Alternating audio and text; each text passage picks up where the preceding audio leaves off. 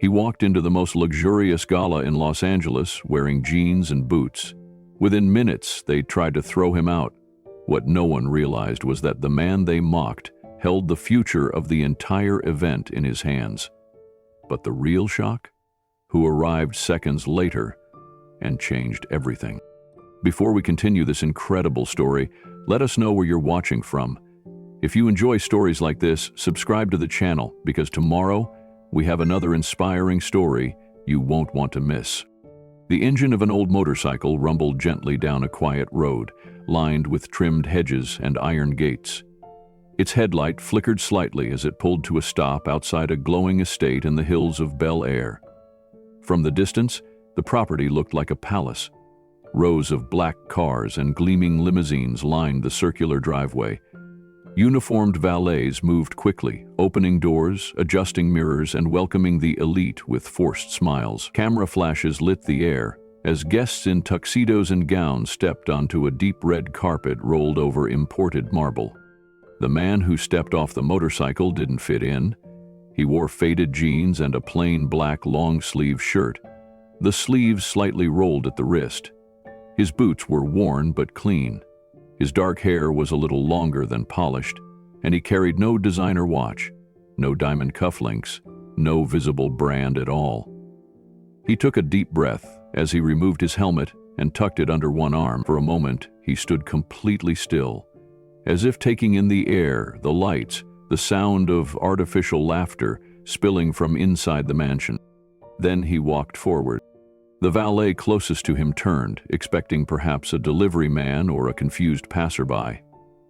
Instead, the man held out a slightly wrinkled invitation. Paper, not digital. The valet blinked. Good evening, sir," he said, uncertain. His eyes scanned the name printed on the paper. There was a small hand-drawn mark in the bottom corner of the invitation, a symbol shaped like a sun. It didn't match the sleek printed design of the other invites. But the man before him didn't look concerned. His face was calm, even kind, as if he knew what was coming and had already made peace with it. "You're here for the Silver Light Gala?" the valet asked, his voice tight. "I am," the man replied. The valet didn't press further. He nodded, stepped aside, and allowed the man to walk past the waiting Rolls-Royces and Ferraris. Nobody clapped. No one offered a camera. Not a single guest greeted him. He walked alone. The mansion loomed ahead like something out of a movie. Crystal chandeliers could be seen sparkling from the glass windows. Inside, laughter echoed under high ceilings. Music played softly beneath the buzz of conversation. From the outside, the Silver Light Gala looked like perfection. But the man in the simple shirt didn't pause to admire it. He moved steadily toward the door, unnoticed and uncelebrated. He didn't come here for attention. He came here for something else entirely. The double doors opened to a blinding wash of white marble and gold fixtures. The room seemed to shimmer under the chandeliers, which dangled like frozen explosions of glass above the crowd. Every surface glowed. Even the air felt different, thicker, perfumed, heavy with the scent of roses and expensive cologne. Guests stood in clusters around tall tables, sipping champagne that cost more than some people's rent. Laughter was sharp, forced, often followed by glances to see who else was watching. People scanned the room like they were checking for mirrors to reflect their success. Every woman wore something tight, glittering, and hand-stitched. Every man wore polished shoes and suits that had never seen a wrinkle. And then he entered. Keanu Reeves stepped quietly into the ballroom, and though no one said a word at first, the room felt it. Not his fame, not his power, just his presence. It was still, grounded, a kind of silence that stood in contrast to the noise of wealth and vanity. He didn't scan the room for faces he recognized. He didn't head toward the center where photographers buzzed. He walked to the edge of the room near a tall window and stood there, quietly taking it all in. He had no phone in his hand, no champagne glass, just his hands at his sides, relaxed. The guests took notice, but not for the reason he was used to. "Who let him in?" someone whispered near the chocolate fountain. "Is he with the staff?" another voice asked. "I think he's lost," said a woman whose necklace could pay off a mortgage. One waiter passed by and did a double take, thinking Keanu might be a new hire. Another guest, mistaking him for background decor, asked him to bring more napkins. Keanu didn't flinch. He simply nodded once and pointed toward a nearby server. The misjudgments didn't bother him. What he noticed was how fast they happened, how confidently people assumed things they didn't know, how fragile the illusion of importance became when measured only by silk and silver. He turned back toward the window. The city glittered in the distance. From up here, Los Angeles looked like a dream floating in darkness. But inside this mansion, dreams were more like armor, worn for protection, shown for power. And he just walked in without any. A woman in a sequined dress leaned toward her friend, holding her phone close to her lips. "Do you think he snuck in?" she asked. "I hope someone checks," the friend replied. "This is supposed to be a high-class event." Keanu heard every word. He didn't react. He just breathed slowly, as if time belonged to him. In the center of the ballroom, a small orchestra played a soft jazz number, but even their music began to fade into the background. All eyes drifted to the man standing near the window, the one who looked like he didn't care whether anyone noticed him. And because of that, they noticed him more. One young influencer, dressed in designer from head to toe, started recording discreetly. She zoomed in on Keanu's jeans and whispered to her followers, "Some guy just walked in wearing denim. I think he's lost. Or crazy. Either way." Wow. More phones came out. Keanu's image, blurred, cropped, misjudged, began circulating across party group chats in real time. Sophia Lang stood near the entryway, clutching her clipboard. She'd spent 6 months organizing this gala. Every seat, every flower, every light was arranged with obsessive care. Tonight was supposed to be about raising money for foster children across California. But right now, all anyone could talk about was a man near the window who hadn't said a single word. Sophia stepped forward, her heels clicking softly against the marble. She hadn't seen the man before. He wasn't on any of the major donor lists. He wasn't in the press briefing. Yet there he was, silent, grounded, alone. She watched the way people stared at him, the way they whispered and laughed behind their glasses. It made something twist in her chest. It wasn't the kind of attention she wanted at this event. Across the ballroom, a well-dressed man named Marcus Blackwell turned to his assistant. He owned a massive tech firm and sponsored the event every year. Power pulsed through his voice like electricity. "Get security," he said under his breath. "This isn't a public park." The assistant hesitated. "He's not doing anything."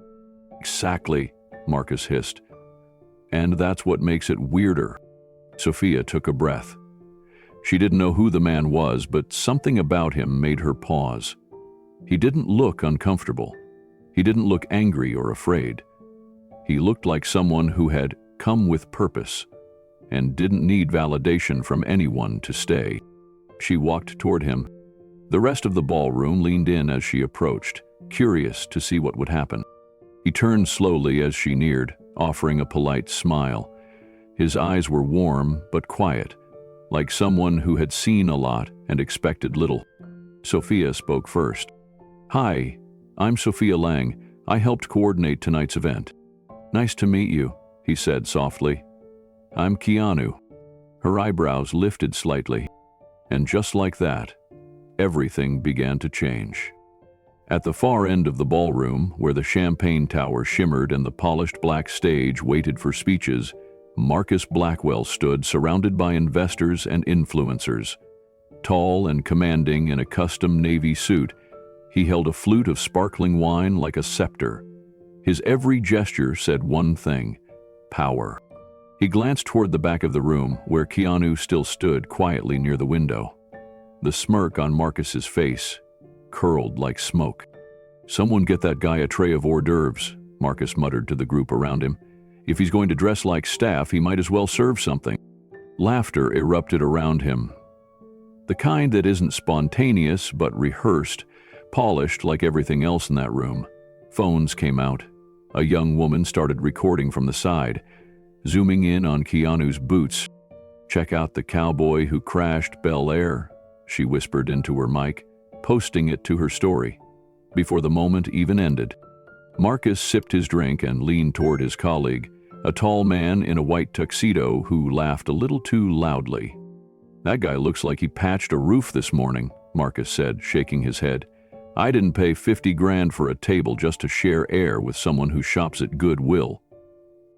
From across the room, Isabella Hart, wrapped in a crimson gown with matching gloves that reached her elbows, heard the comment and turned toward the direction of the laughter.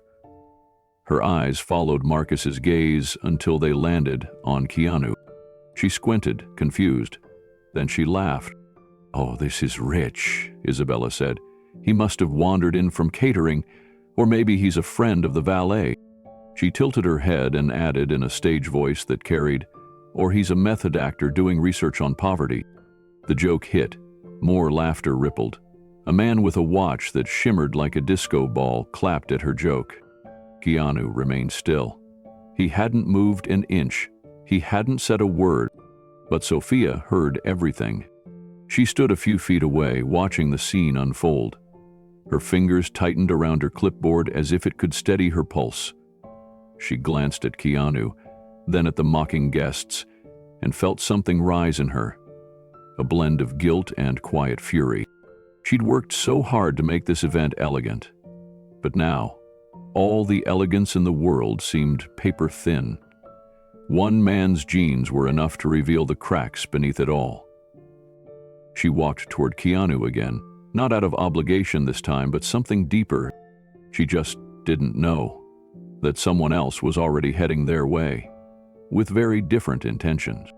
Marcus Blackwell adjusted his cufflinks, handed off his champagne flute to a passing server, and started marching across the ballroom floor. His expensive shoes clicked sharply with every step, echoing off the marble like a warning. Sophia turned just as he approached, and her breath caught in her throat. "Marcus," she said, trying to keep her voice even. "Sophia," Marcus replied smoothly, "mind telling me what's going on over here?" Keanu turned to face him, still calm, hands in his pockets. He didn't say a word. Sophia stepped slightly in front of Keanu, her instincts sharp. "There's nothing going on," she replied. "This is one of our guests. He has an invitation." Marcus gave a dry laugh and pointed toward Keanu's boots. "Does that look like a guest to you? Come on, Sophia, you're better than this." Sophia's jaw clenched. "I don't judge guests by their shoes," she said. "Well, maybe you should," Marcus shot back. "This event is for donors, people who belong, not for strays wandering in off the boulevard." Keanu's expression didn't change. His eyes remained steady on Marcus's. "Do you always talk this way to strangers?" Keanu asked, softly. Marcus leaned in, his voice low but cutting. "Only when they look like they came to clean up after the real guests." Behind them, a crowd had begun to form. They weren't being discreet. Phones were raised. Whispers spread. One woman whispered, "Is he an actor doing a bit?" Another muttered, "I think he's just lost. Should we call security?" Sophia looked around at the sea of faces, some amused, some uncomfortable, none willing to intervene. She turned back to Marcus. "You're making a scene," she said, her voice sharp now. "Please, walk away." Marcus scoffed. "You want me to walk away from this? This?" He gestured dramatically at Keanu. "From whatever this is?" Keanu stepped forward, not aggressively, just a half step to stand fully upright. His voice remained calm. "I came here to support the cause. I didn't come to offend anyone." Marcus snorted. "Then dress like you mean it." Sophia turned to Keanu and for the first time saw something flicker in his expression. Not anger, not hurt, but a quiet sadness, like someone who had seen this same story play out too many times. And then Isabella walked up. "Well," she said brightly, smiling like a shark in a silk glove, "has anyone figured out who let him in?" Her words cut through the crowd. It wasn't a question, it was an accusation. Sophia turned to reply, but Keanu gently raised one hand. "I think I've heard enough," he said, softly. But the crowd hadn't. "I can leave if that makes everyone feel better," Keanu continued. His voice didn't tremble, it didn't bite. It just carried, somehow, above the murmurs and the jazz and the laughter, now fading into unease. Sophia opened her mouth, but Marcus got there first.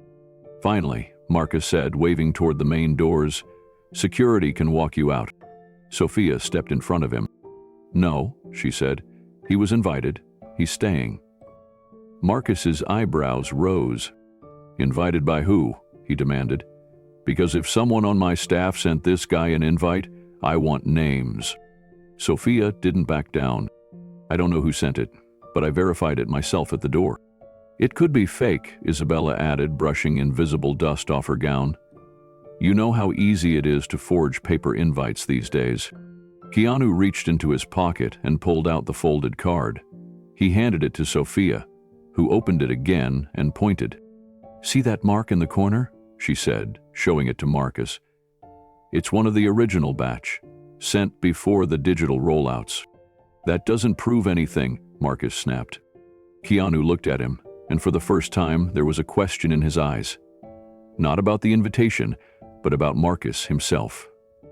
"Why does it bother you so much that I'm here?" he asked. Marcus hesitated. "It doesn't bother me," he said, though the words rang hollow. "I'm just trying to keep the event respectable." Keanu nodded slowly. "And to you, respectability has a dress code." "Call it what you want," Marcus said, "but image matters. This is Bel Air. These are our peers." Keanu turned his gaze to the crowd now. Their expressions shifted. Some looked away. Some held their phones lower. A few started to realize this wasn't the joke they thought it was. Sophia stepped forward again. "This event is about helping foster children," she said, "not fashion shows or social rankings. If anyone's forgotten that, maybe you're the one who doesn't belong here tonight." Marcus stiffened. The crowd felt the tension shift. Isabella opened her mouth to retaliate, but then someone else spoke. An older voice, soft but firm. "Maybe it's time we stop deciding who belongs based on a jacket and shoes."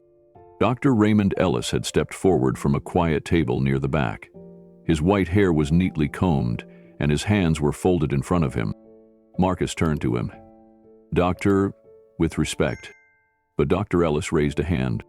"I know who he is," he said, looking straight at Keanu. "And trust me, if anyone belongs here, it's him." The room froze. Keanu met the doctor's gaze. There was warmth there, history, recognition, but neither of them explained. Not yet. Marcus Blackwell stood in the center of the ballroom, face flushed with irritation and pride. His voice rose above the strings of the orchestra and the soft chatter that had now turned into thick, uncomfortable silence. "I'm saying this loud and clear," Marcus declared, turning so everyone could hear him.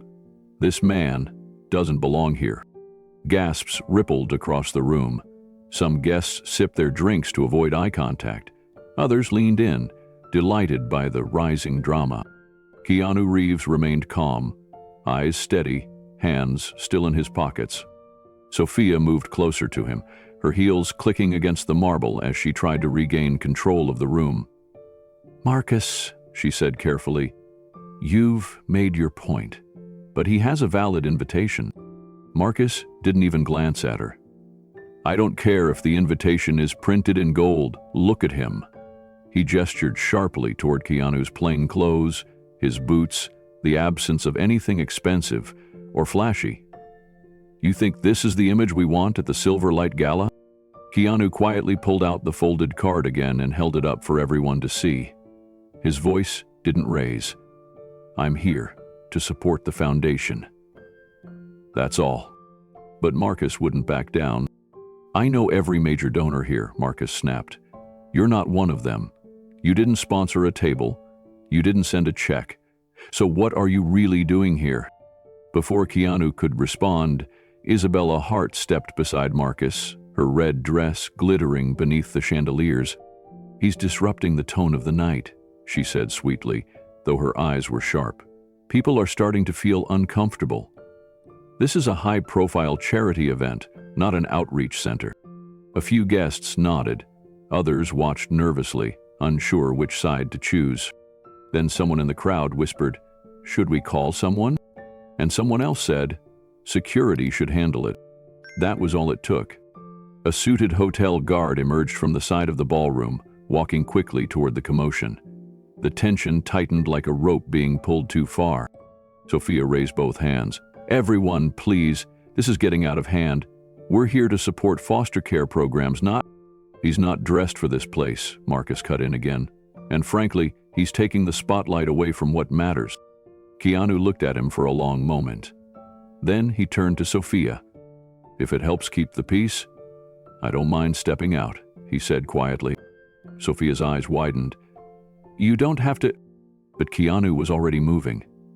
Calmly, slowly, as if he wasn't being forced out of anywhere, but simply choosing another door.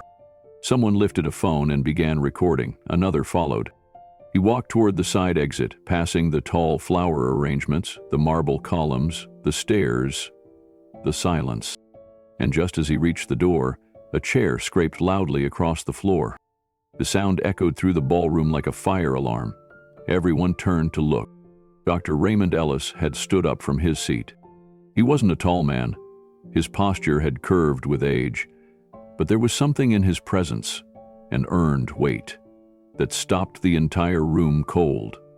His silver hair, parted neatly, caught the light as he took a slow step forward. His voice wasn't loud, but it carried with the weight of conviction. "Stop," he said. Keanu paused at the door. His hand rested gently on the handle. Marcus blinked, annoyed.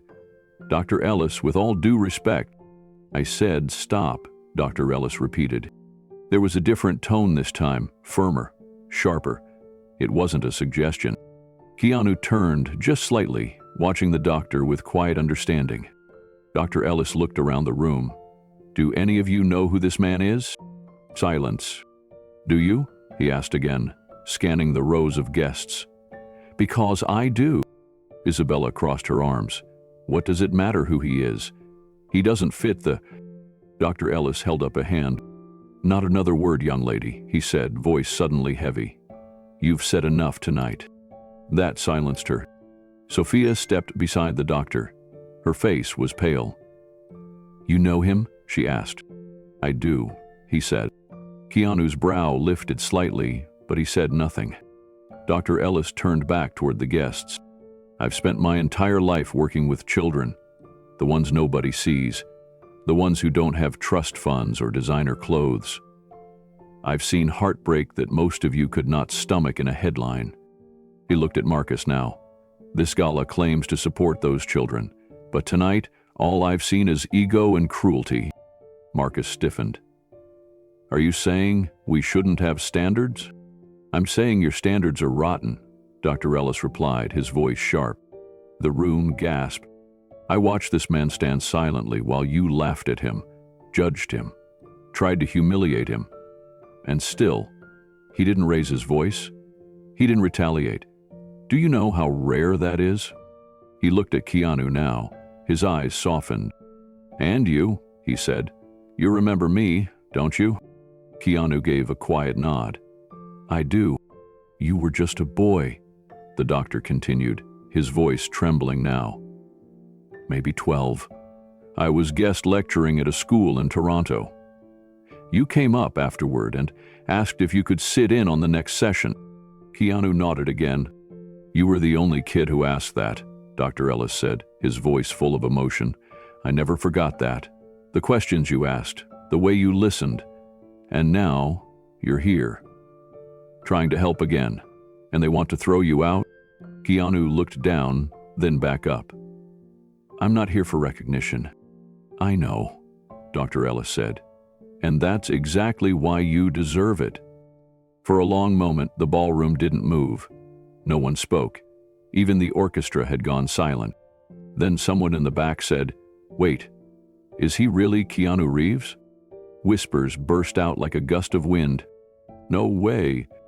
Is it really him? Oh my God." Bones came up.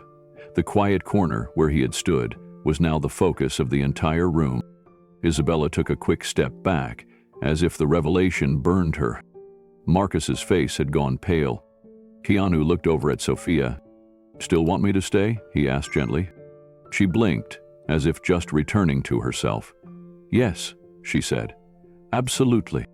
Dr. Ellis turned to Marcus and Isabella. "You should be ashamed," he said. "Not because of who he is, but because you didn't care who he might be." Isabella tried to laugh it off. "Well, I mean, if we'd known it was him." "But you didn't," Dr. Ellis said. "And that's the point." Marcus stepped forward. "Look, maybe things got out of hand." "No," Sophia interrupted. Her voice was firm now. "Don't minimize it. You humiliated someone based solely on how he looked. You called security on a guest who came to support a good cause." She turned to the crowd. "And the rest of you? How many of you laughed? How many recorded it? How many joined in without knowing a single thing about him?" The silence was heavier than any scolding. Keanu looked around at them all. His gaze wasn't cruel. It was quiet, reflective. "I didn't come here to be the center of anything," he said. "I came because someone I care about asked me to help." He looked down at the card still in Sophia's hand. That invitation was real. But even if it wasn't, what does that say about the way we treat people who look like they don't belong? No one had an answer. Dr. Ellis walked over and gently patted Keanu on the shoulder. "I'm glad you stayed," he said. "So am I," Sophia added. Across the ballroom, several guests lowered their phones. A few began to feel the sting of what they'd just participated in. Isabella tried to step forward again, but one of her assistants gently pulled her back. Marcus turned and walked toward the bar without another word.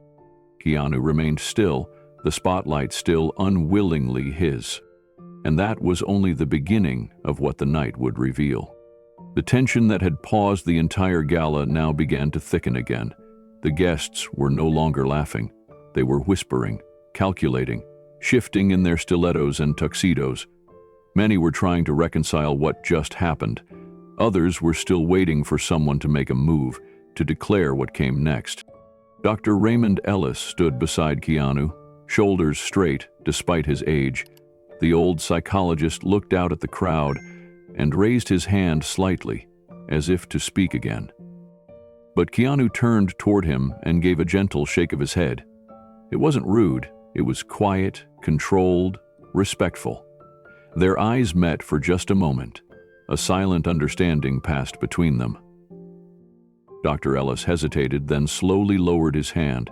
He stepped back into the crowd without a word. Sophia watched that moment, caught between confusion and awe.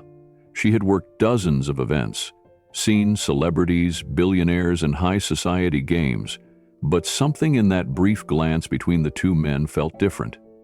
It wasn't about power. It wasn't even about fame. It was about dignity. Before she could step forward to speak, murmurs reignited from the far side of the ballroom.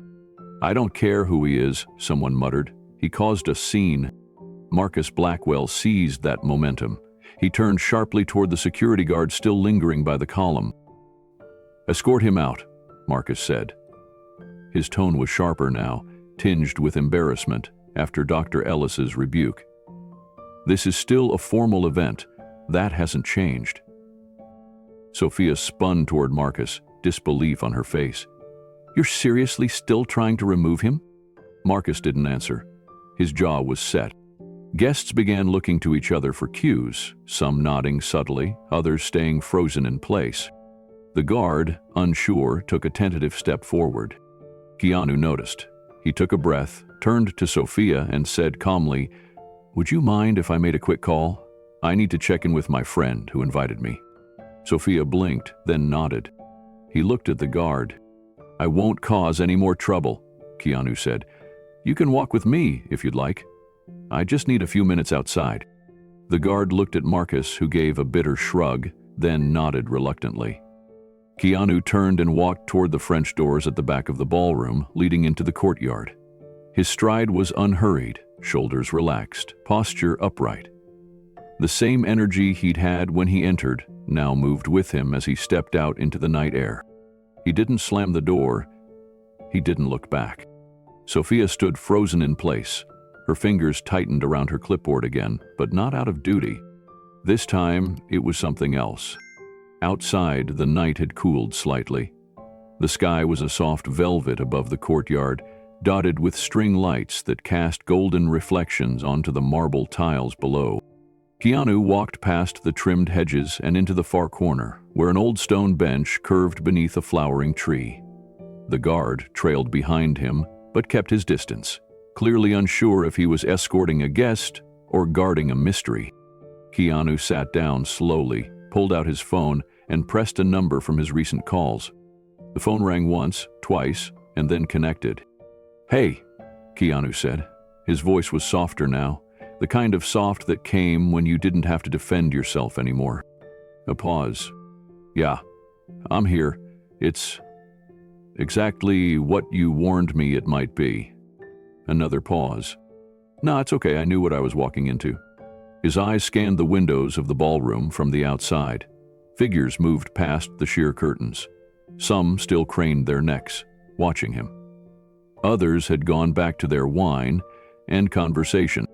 He listened for a while. Then he smiled gently. "She's here. Sophia. I think she's one of the good ones." A longer pause. "No, I didn't tell them. Someone almost did. Ellis. You didn't tell me he'd be here." He chuckled lightly. "Yeah, he remembers me, even after all these years." The flowering tree behind him dropped a few petals onto the bench. Keanu let them fall without brushing them away. "I'll give it a little longer. I want to see if the night changes. Not for me." He hesitated. "For them." A car horn sounded faintly on the nearby street. The guard looked over his shoulder, then back at Keanu. Keanu ended the call quietly. No dramatic sign-off, just a simple tap of the screen. He let the phone rest in his hand for a moment longer before sliding it into his coat pocket. He stood up slowly and looked at the security guard. "Thanks for waiting," Keanu said. The guard gave a slow nod. He wasn't a talkative man, and this wasn't the kind of situation training prepared him for. Keanu looked back at the door to the ballroom. The muffled sound of a new speech had begun. Someone was at the microphone again. The night, for most people inside, had moved on. But for Keanu, it hadn't. He wasn't ready to re-enter just yet. But he wasn't going to disappear either. Instead, he leaned gently against the stone railing and looked out into the night. Sophia, meanwhile, stepped toward the French doors from inside. She hadn't forgotten about him. Inside the ballroom, the atmosphere had shifted. Guests who had once laughed now glanced sideways at each other. The buzz of the gala hadn't returned to its earlier energy. There was an unease in the air, like everyone was waiting for something, but no one wanted to admit it. Marcus tried to carry on. He shook hands with donors, posed for a photo, and joked with a finance executive about market trends. But his laughter was forced now, his eyes darting every so often toward the doors. Isabella had vanished into the powder room. Her social media posts had stopped. Sophia made her way across the room, no longer carrying her clipboard. She wasn't looking for anyone else, just one man. When she reached the glass doors, she paused, one hand on the handle. Through the window, she saw Keanu standing near the courtyard fountain, his back turned, head tilted upward, as if taking in the stars. She opened the door and stepped outside. Keanu turned when he heard her. "You didn't leave," she said. "I said I wouldn't," he replied. Sophia walked over slowly, unsure how to start. "You didn't have to walk out. I would have backed you up." "I know," he said. "But sometimes, people need a moment. A little space to decide how they really feel." She looked at him. "About you." He shook his head. about themselves. She was quiet for a moment. "I don't know who invited you," she said, "but I'm sorry for how it all went down." "I'm not," Keanu replied softly. "People revealed who they are, and maybe they didn't like what they saw." Sophia nodded. "You know, the whole point of this gala is supposed to be helping kids. Vulnerable ones, forgotten ones. The irony is, tonight, a room full of people forgot how to see someone standing right in front of them." Keanu gave a slight smile. "It happens more than you'd think." Sophia hesitated, then asked the question that had been sitting on the edge of her tongue. "Who are you really?" Keanu met her gaze. "Someone who used to be one of those forgotten kids," he said. Sophia's eyes widened just a little. "I never thought I'd walk into a room like this and be mistaken for staff," he added. "But I also never thought I'd care this little about being mistaken at all." They stood in silence for a moment. Then Sophia gestured back toward the ballroom. "You don't have to go back in," she said. Keanu looked through the windows. "I think I do," he said. "Not for me, for someone else." She looked at him, confused. "Who?" He gave a small nod toward the gala entrance and said, "You'll see." Keanu stepped a little farther into the shadows of the courtyard.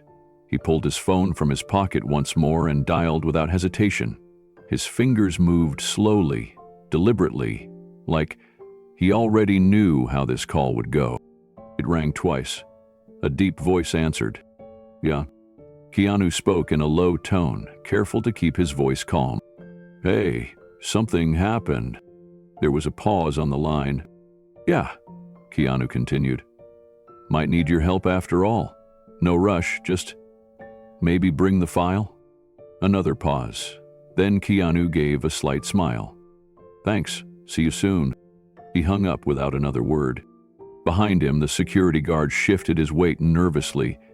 He had overheard just enough to feel uneasy. He didn't know who was on the other end of that line. But the tone in Keanu's voice, so measured, so unbothered, felt like someone who wasn't worried about needing backup. Just someone being polite about it.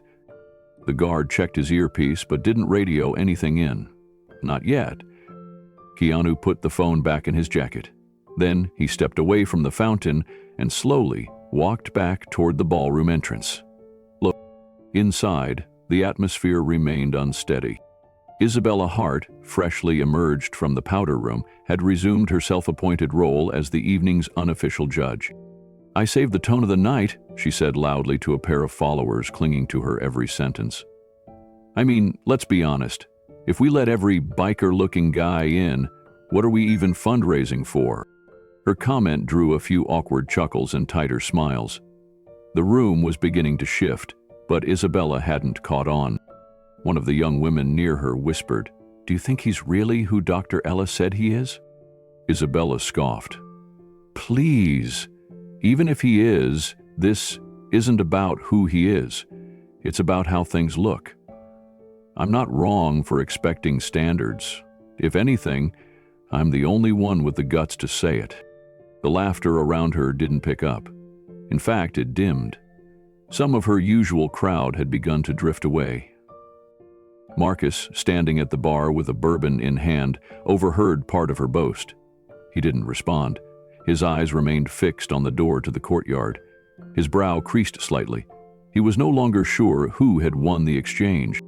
Back near the event planner station, Sophia found Dr. Ellis standing alone, a glass of water in his hand. He hadn't spoken again since Keanu left. Sophia approached him. "I wanted to ask you something," she said, her voice quiet. Dr. Ellis nodded. "You recognized him right away," she said. "Didn't you?" He hesitated for just a moment. Then he nodded again. "Did." Sophia stepped a little closer, keeping her voice low so others wouldn't overhear. "Then why didn't you say something earlier?" she asked. Dr. Ellis looked down into his water for a moment. "Because I wasn't sure he wanted to be recognized." Sophia frowned. He walked into a place like this and didn't tell anyone who he was? Then let himself be humiliated in front of everyone? Why? The old man gave her a long, knowing look. Maybe he wanted to see the truth, he said. Sophia blinked. The truth about what? About this place? Dr. Ellis answered. About these people? About whether the cause they say they support still matters to them, once the cameras are off and the champagne flows? Sophia thought about that. You've met him before? She asked. Dr. Ellis nodded. Briefly, years ago. But even then there was something in him, an awareness, like he was always watching, always listening. He paused, then looked Sophia directly in the eye. I think you sensed it too. She didn't answer right away. She had sensed it the moment she walked up to him. The calmness, the stillness, and the way he had smiled at her, not with charm, but with intention. Before she could say more, a flash of movement outside caught her attention. She turned her head toward the entryway. The valet had just stepped back into the building, face puzzled. Behind him, a black SUV was slowly pulling into the circular driveway. It wasn't flashy, but it stood out. Sleek, tinted windows, no obvious plates. The driver stepped out first, clean-shaven, tall, with a close-cropped haircut and a neutral expression. He moved quickly to the passenger door and opened it. A second man emerged, dressed in a suit but without a tie. He adjusted his jacket and looked around before walking toward the building. Neither man looked like a typical gala guest. They didn't scan for photographers. They didn't check their phones. They moved like they had a job to do. Sophia felt something shift in her chest. Do you know them? She asked Dr. Ellis. He turned to look. No, he said slowly. But I have a feeling we're about to find out. The men reached the main entrance. A staff member at the door hesitated before opening it. The taller of the two whispered something to the host, then handed him a small envelope. Inside the ballroom, guests continued their slow drift between food stations, silent auctions, and designer showcases. But one by one, people began noticing the new arrivals. And then the whispers began again. Who are they? Are they with the foundation? No. Look at the way they're walking. That's not normal security. Sophia's heart began to race. She didn't know what was coming next, but she knew it wasn't going to be small. Back in the courtyard, Keanu stood near the entrance again, hands folded in front of him. He hadn't gone back inside yet. He was waiting. Still, quiet, eyes fixed on the gate. The two men stepped through the front of the estate and paused when they saw him. No words were exchanged, just a brief nod. Keanu gave a slight smile. Thanks for coming, he said. The taller one nodded again. We brought what you asked for. Keanu nodded once more. Let's not use it unless we have to. They stayed beside him, present but not imposing. Inside, Marcus noticed movement near the front entrance. His brow furrowed as he saw unfamiliar figures moving confidently into the heart of the ballroom. He took a step toward them, drink in hand. Excuse me, he said. Are you with the board? The taller man gave a brief, unreadable look. We're with a guest. Which one? Marcus asked, a note of caution in his voice. The man didn't answer. Instead, he handed Marcus the envelope. Marcus took it reluctantly, opened it, and began to read. As he did, the color drained from his face. Across the room, Isabella tried to re-engage her cluster of followers, but they were no longer listening. Their attention had shifted. Phones were being put away. Conversations were halting. Sophia walked to the edge of the room and peered out again. Keanu was now standing just outside the doorway, calm as ever, flanked by the two silent men. She stepped forward, reaching him just as the security guard from earlier reappeared at the side. They're asking questions inside, the guard said to Keanu. A lot of people want to know who you are. Keanu looked at Sophia, then at the guard. Let them wonder, he said. Sophia looked at the two men standing near him. Friends of yours? They're here to make sure no one gets in the way, Keanu said quietly, or at least not anymore. Sophia frowned. Are you here for something bigger than just attending? Keanu smiled slightly. It's not about me, it's about the kids." Before Sophia could respond, a voice echoed through the ballroom. "Ladies and gentlemen, may I have your attention?" It was the host of the evening, standing at the mic with an urgent expression. "There's been an update regarding tonight's planned presentation." The crowd quieted. Sophia looked at Keanu, heart thudding. He stepped forward now, past the doors and into the light once more. He didn't raise his voice. He didn't call attention to himself, but something in the air shifted. The room wasn't mocking him anymore. They were bracing, because deep down they could feel it. Whatever was coming next was going to change everything. The energy inside the ballroom was beginning to unravel. The quiet hum of chatter had shifted into something far more fragile, like the calm just before a chandelier falls. Clusters of people whispered faster, eyes darting toward the entrance, where the two serious-looking men had stepped through with purpose and precision. Sophia stood near the edge of the gala floor, clipboard long forgotten, when one of her assistant staffers gently tugged at her elbow and leaned in to whisper, "There are 2 men asking for you." From outside. They said it's urgent. Sophia turned immediately. She already had a feeling. Her heels clicked with a quiet authority as she made her way toward the entry foyer. The guests instinctively stepped aside as she passed, sensing something different in her urgency. Her face was calm, but her pace was anything but casual. At the front of the hall, the 2 men, one tall with sharp cheekbones, the other broader with gray at his temples, stood beside the check-in table. The main event coordinator, a woman in a shimmering navy gown, was already trying to field their questions, but the men clearly weren't there for small talk. "Has Mr. Reeves left the building?" the taller one asked her, not rudely, but firmly. Sophia arrived just in time to hear that last part. Her breath caught slightly. "Mr. Reeves?" the coordinator asked, blinking. "Yes," the shorter man said. "Keanu Reeves. He was in attendance tonight." Sophia stepped in without hesitation. "He's outside, in the courtyard." Just then, Marcus Blackwell wandered over, catching the tail end of the exchange.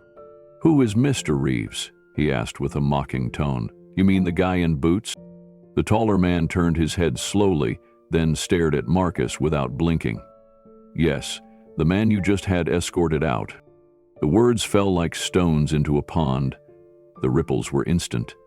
Several people nearby gasped audibly. One woman actually dropped her glass of champagne, the crystal shattering against the tile. Marcus's smile faltered. "What?" he said.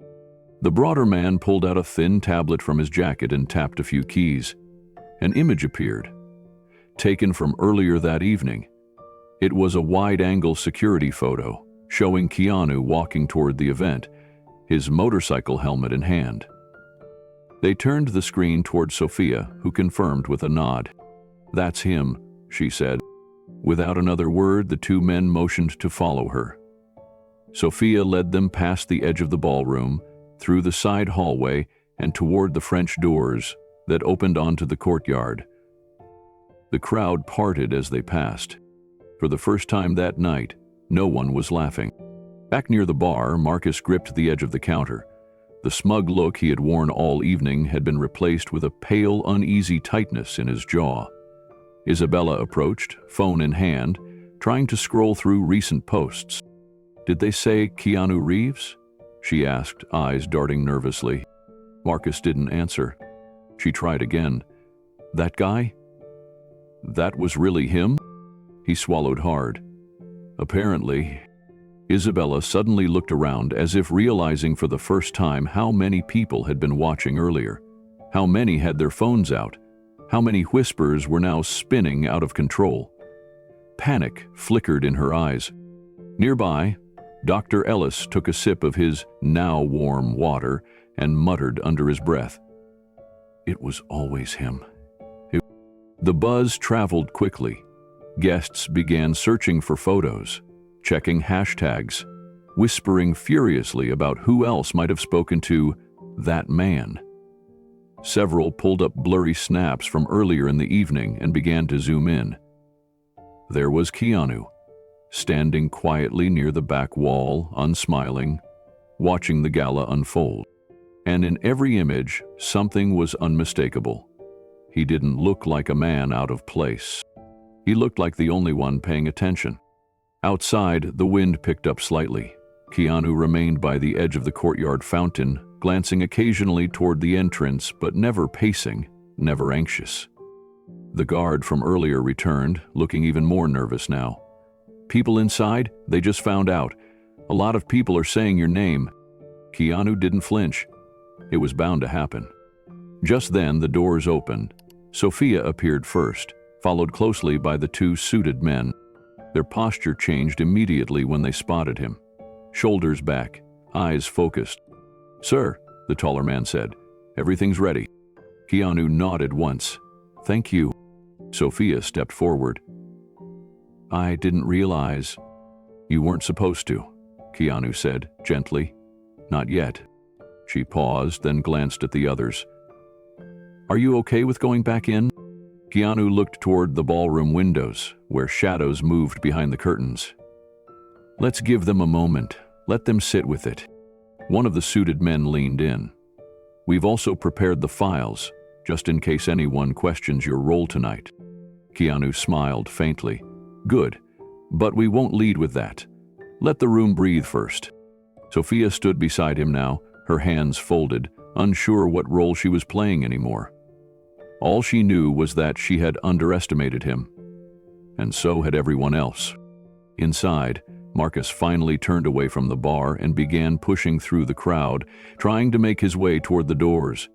His face was red now, not from embarrassment, but fear. He was beginning to realize he hadn't just embarrassed a guest. He may have humiliated the only person who actually mattered. The murmurs inside the ballroom had risen into a soft roar. People weren't even pretending to enjoy the auction or the live jazz trio anymore. They stood in half circles, asking each other the same question over and over. Was it really him? Why didn't anyone say anything? Who told security to escort him out? Some were already rewriting history, trying to soften their role in the moment. "I didn't say anything bad," one guest whispered. "I just assumed he was someone's assistant." Others began deleting videos, realizing what they'd captured might not shine well in hindsight. At the front of the room, the event host stood frozen, clutching a list of talking points and silent auction winners, unsure whether the program should continue. Every few seconds, she glanced toward the doors, waiting. Finally, they opened. Sophia stepped in first, head high but eyes scanning the room. Then came the two suited men. Behind them, Keanu Reeves. There was no grand entrance, no dramatic music, no camera crew. Just a man in jeans and boots walking through a ballroom full of people who had pretended he didn't belong. A stillness fell across the crowd as they watched him walk. Marcus, now standing near the center, looked like someone had punched the air out of his lungs. Keanu stopped halfway into the room, then turned to Sophia and said quietly, "Let's speak with the host." She led him to the podium. The host, still rattled, stepped aside without protest. Keanu didn't raise his voice. He didn't call out anyone by name, but he stood there, silent for a full 5 seconds, looking around at the guests. Those seconds stretched. Long enough for people to reflect. Long enough for guilt to land. Then, in a calm voice, Keanu finally spoke. "I was invited here tonight to quietly support the foundation." A beat passed. "I wasn't planning on being seen. I wasn't expecting a spotlight. I just wanted to listen." Another pause. "And I did. I listened very carefully." He didn't need to say more. At least, not yet. His presence alone was a mirror. A woman near the back began to cry quietly. One man stepped away, ashamed. Sophia looked out at the crowd and saw dozens of faces she had worked with over the years. Donors, developers, publicists. And tonight, none of them had seen the man in front of them. Not until now. Keanu turned back to the host and handed her a sealed envelope. "This is a personal donation," he said. "No press, no photos, no plaques." Then he stepped away from the podium, walking back toward the center of the room. He wasn't finished. The room wasn't redeemed yet, but it was listening now. The agents stood beside Keanu in the courtyard, their presence steady but not overbearing. The taller of the two leaned slightly toward him. "He's 10 minutes out," he said. Keanu gave a short nod. "Didn't want to make it complicated." "You didn't," the agent replied. They did. A brief silence hung in the night air. The distant hum of cars, the clink of glasses inside, and the muted pulse of the gala's music underscored the moment. Keanu adjusted his sleeves, glanced up at the stars for a beat, then took a breath. "All right," he said softly. "Let's go." With no more than that, Keanu walked toward the ballroom doors. The agents flanked him, but not protectively, simply walking with him, as if something significant was about to begin, and they were just the witnesses. As Keanu entered the room once more, the energy shifted instantly. People who had returned to murmuring froze mid-sentence. Others who were scrolling through their phones looked up, startled. Even the jazz band in the corner hesitated, their instruments still in their hands but suddenly irrelevant. He didn't need to raise his hands. He didn't need to clear his throat. He just was, and that was enough. The hush settled over the room like fog. Eyes locked onto him. For a man once deemed invisible, he now stood as the silent gravity in the center of the storm. Some lowered their gazes, ashamed. Others stared in disbelief, as if still unsure how they had missed what was in front of them the entire time. At the far end of the room, Dr. Raymond Ellis straightened his spine. He glanced at Sophia, then took a small step forward. His voice rang out, quiet but clear. "Do you all realize who you tried to throw out?" The question didn't require an answer. It landed in the room like a bell toll. There was no mistaking the shame behind it, nor the accusation. He wasn't angry. He didn't have to be. The weight of the truth was enough. Keanu paused not far from the stage. He didn't flinch at the doctor's words. In fact, his response was a soft shake of the head. "Let's not make this about me," he said gently. The crowd listened, some wincing at his humility. "Let's talk about the kids this event is for." That's when it became painfully clear. The only person in the room not obsessed with reputation, vanity, or spectacle was the only one who should have been on stage from the start. Sophia watched the scene unfold beside Dr. Ellis, her heart pulled in two directions. On one side, guilt, because she had watched it happen and hadn't stopped it. On the other, gratitude, because somehow Keanu had given them a second chance to get it right. He stepped toward the microphone again, not to perform, not to posture, but to remind everyone of what they had forgotten. And from the back of the room, a door opened. Something, or someone, was arriving. The double doors at the rear of the ballroom opened slowly. A pair of attendants instinctively moved to close them again, thinking it was another late guest. But the agents near the front turned and nodded. The staff froze mid-measure.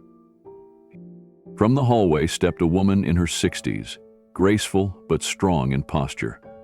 Her silver hair was swept into a low chignon, and her deep navy dress shimmered under the lights with elegant restraint. She walked with confidence, not because she sought attention, but because she was used to rooms falling silent when she entered them. Sophia recognized her instantly. So did... "Is that?" Sophia whispered. "It is," Ellis murmured. It was Evelyn Carter, founder of the New Light Children's Fund, the very charity the gala was supposed to be honoring tonight. A former child psychologist, now philanthropist and advocate, she was beloved by the very system so many in the room had only ever donated to for optics. Most had never seen her in person. She rarely made appearances. Tonight, she wasn't expected at all. The silence in the room deepened. As Evelyn approached the center of the ballroom, she didn't look at the decor or the silent auction tables, or the guests still frozen in guilt. She looked straight at Keanu. He offered a small nod. She returned it. "Ladies and gentlemen," she said, her voice low but commanding. "I hadn't planned to attend this evening, but I received a call, and I'm very glad I came." She paused, letting her eyes sweep across the crowd. I'm told that tonight someone was nearly thrown out of this gala for appearing out of place. No one moved. Evelyn's gaze was sharp, not angry but deeply disappointed. Out of place, she repeated, slower this time. At a charity event. For foster children. Marcus stood motionless near the middle of the room, lips pressed tightly together. Isabella had disappeared into a corner, pretending to be fascinated by a centerpiece. Evelyn took a breath. I've spent 40 years working with children who feel out of place every single day. Children who are judged by what they wear, how they speak, where they come from. Children who are overlooked, mocked, or ignored. She turned toward Keanu again. And this man, she said clearly, has done more for those children, quietly, consistently, humbly, than anyone else in this room. A murmur broke out. Several people gasped. Others covered their mouths. Some instinctively looked at the ground, no longer able to meet her eyes. Evelyn stepped aside, making room. Keanu didn't take the microphone. He didn't need to. Instead, he looked across the room, pausing at faces that had laughed, mocked, judged. Then he spoke with quiet clarity. I came here to help raise money for kids who've been through more than most of us ever will. I didn't come for attention, but sometimes silence just isn't right. Nobody clapped. Not yet. The weight of the moment demanded more than applause. It demanded reckoning. The silence lingered, heavy and deserved. Keanu's words weren't long, but they didn't need to be. They landed where they were meant to, deep in the parts of the room that had been too comfortable, too self-satisfied. He looked at Evelyn once more. She gave a slight nod, a gesture that carried more weight than any speech. Then Keanu turned toward the children's portraits along the far wall. Black and white images of foster youth the foundation had supported over the years. Smiling faces, hopeful eyes. No one had looked at them all night. Now they couldn't look away. Sophia stepped forward. Her hands trembled slightly as she approached the microphone, her voice wavering at first. Tonight was supposed to be about them, she said, motioning toward the portraits. And somewhere along the way, we made it about us. The crowd didn't respond with outrage or protest, just silence. Some nodded slowly, others looked down, ashamed.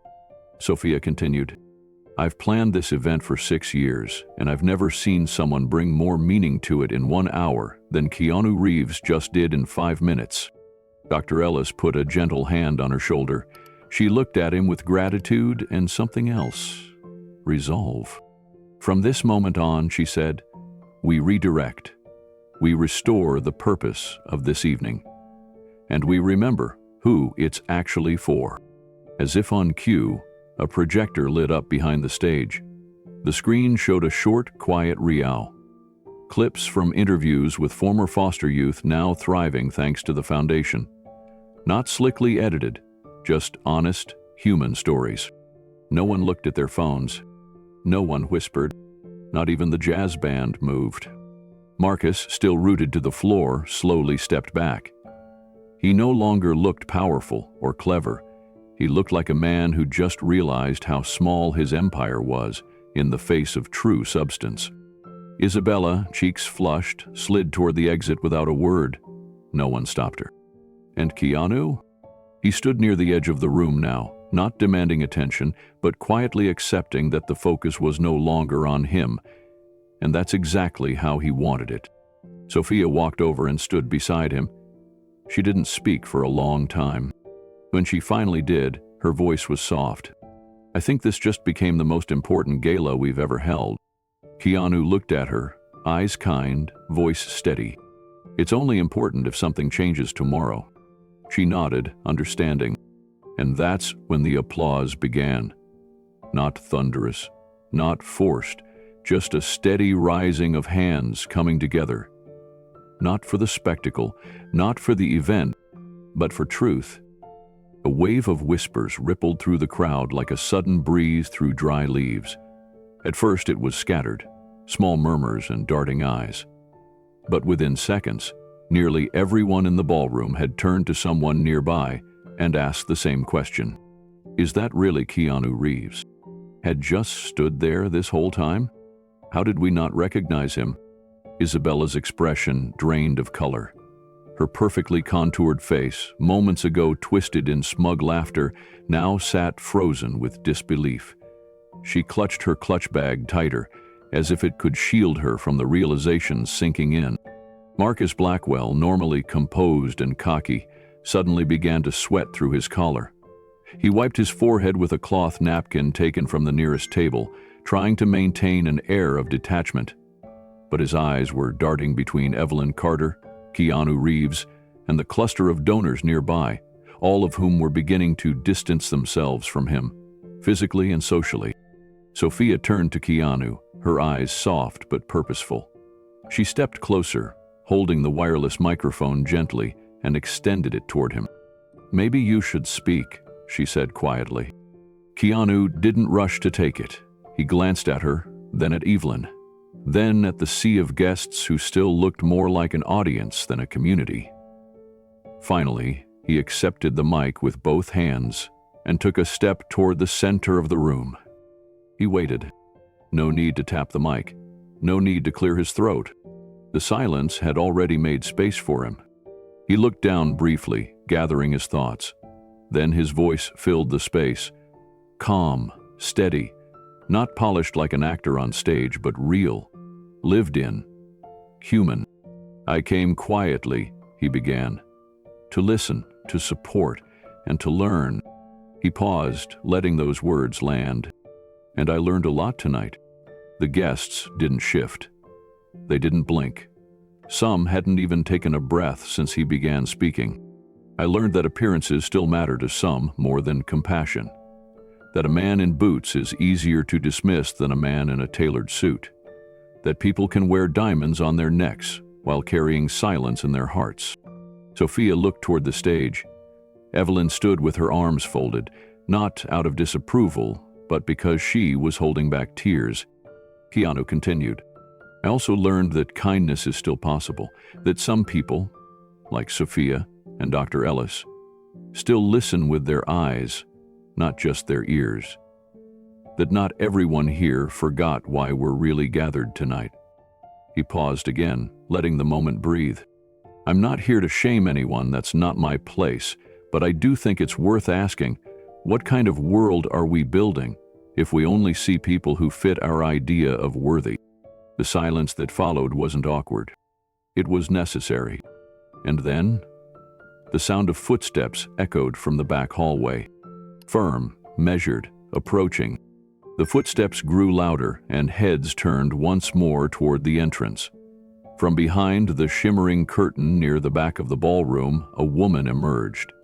Tall, dark-skinned, wearing a pressed navy buhl uniform and a lanyard that read LA County Youth Services.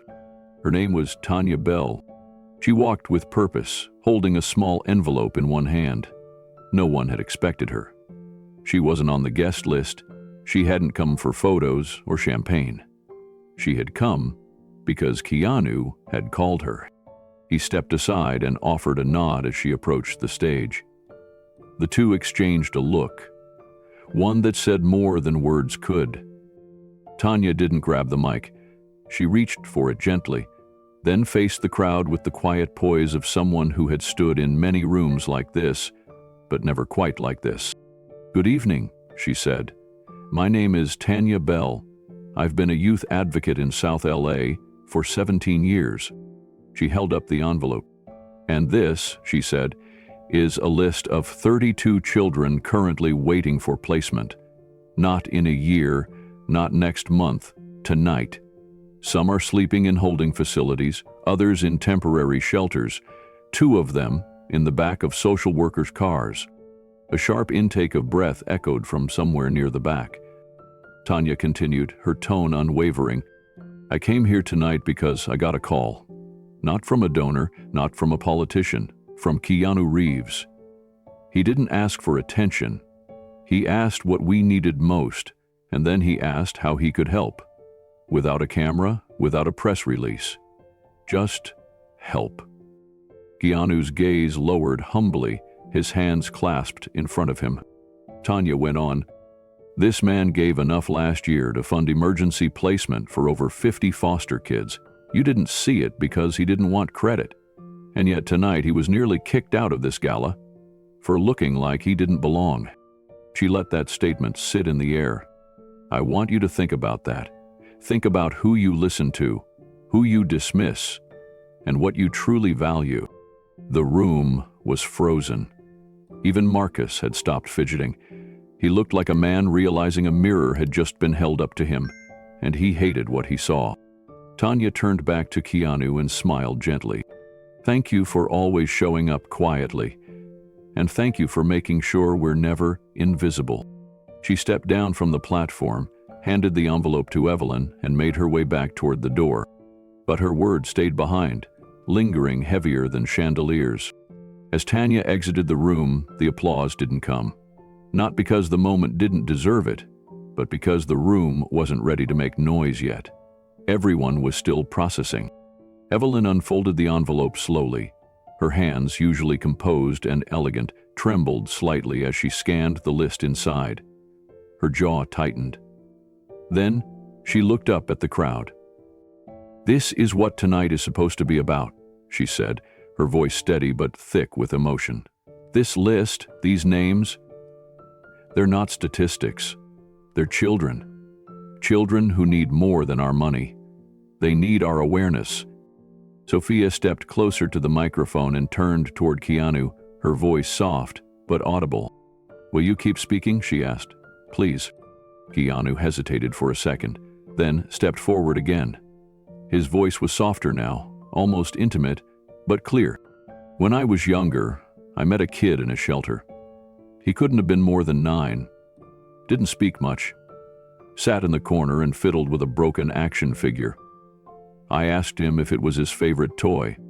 He said, 'No. It's just the only one I could keep.'" He paused. No one breathed.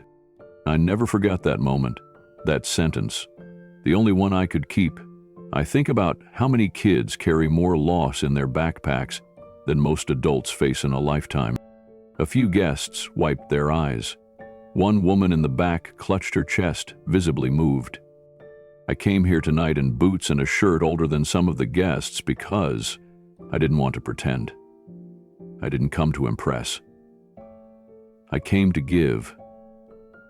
And what I found was a room full of people who could make a difference if they remember why they came." He turned his gaze toward Marcus for just a heartbeat. No child ever cared whether a donor wore Prada or Payless. They care if someone shows up. They care if someone listens. That's it. A ripple of quiet agreement moved through the room.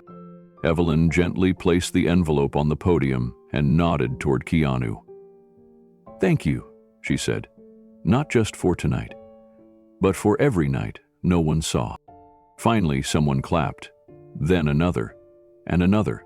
But this time, it wasn't a social signal. It wasn't a performance. It was respect. Real, earned, and quiet. The applause swelled but never erupted. It was the kind that carried meaning, not volume. Keanu looked at Sophia and whispered, "I think the night just turned a corner." Sophia smiled, and had to. And far in the corner, the portraits of the children watched over it all. Their faces hadn't changed, but the way the crowd looked at them had.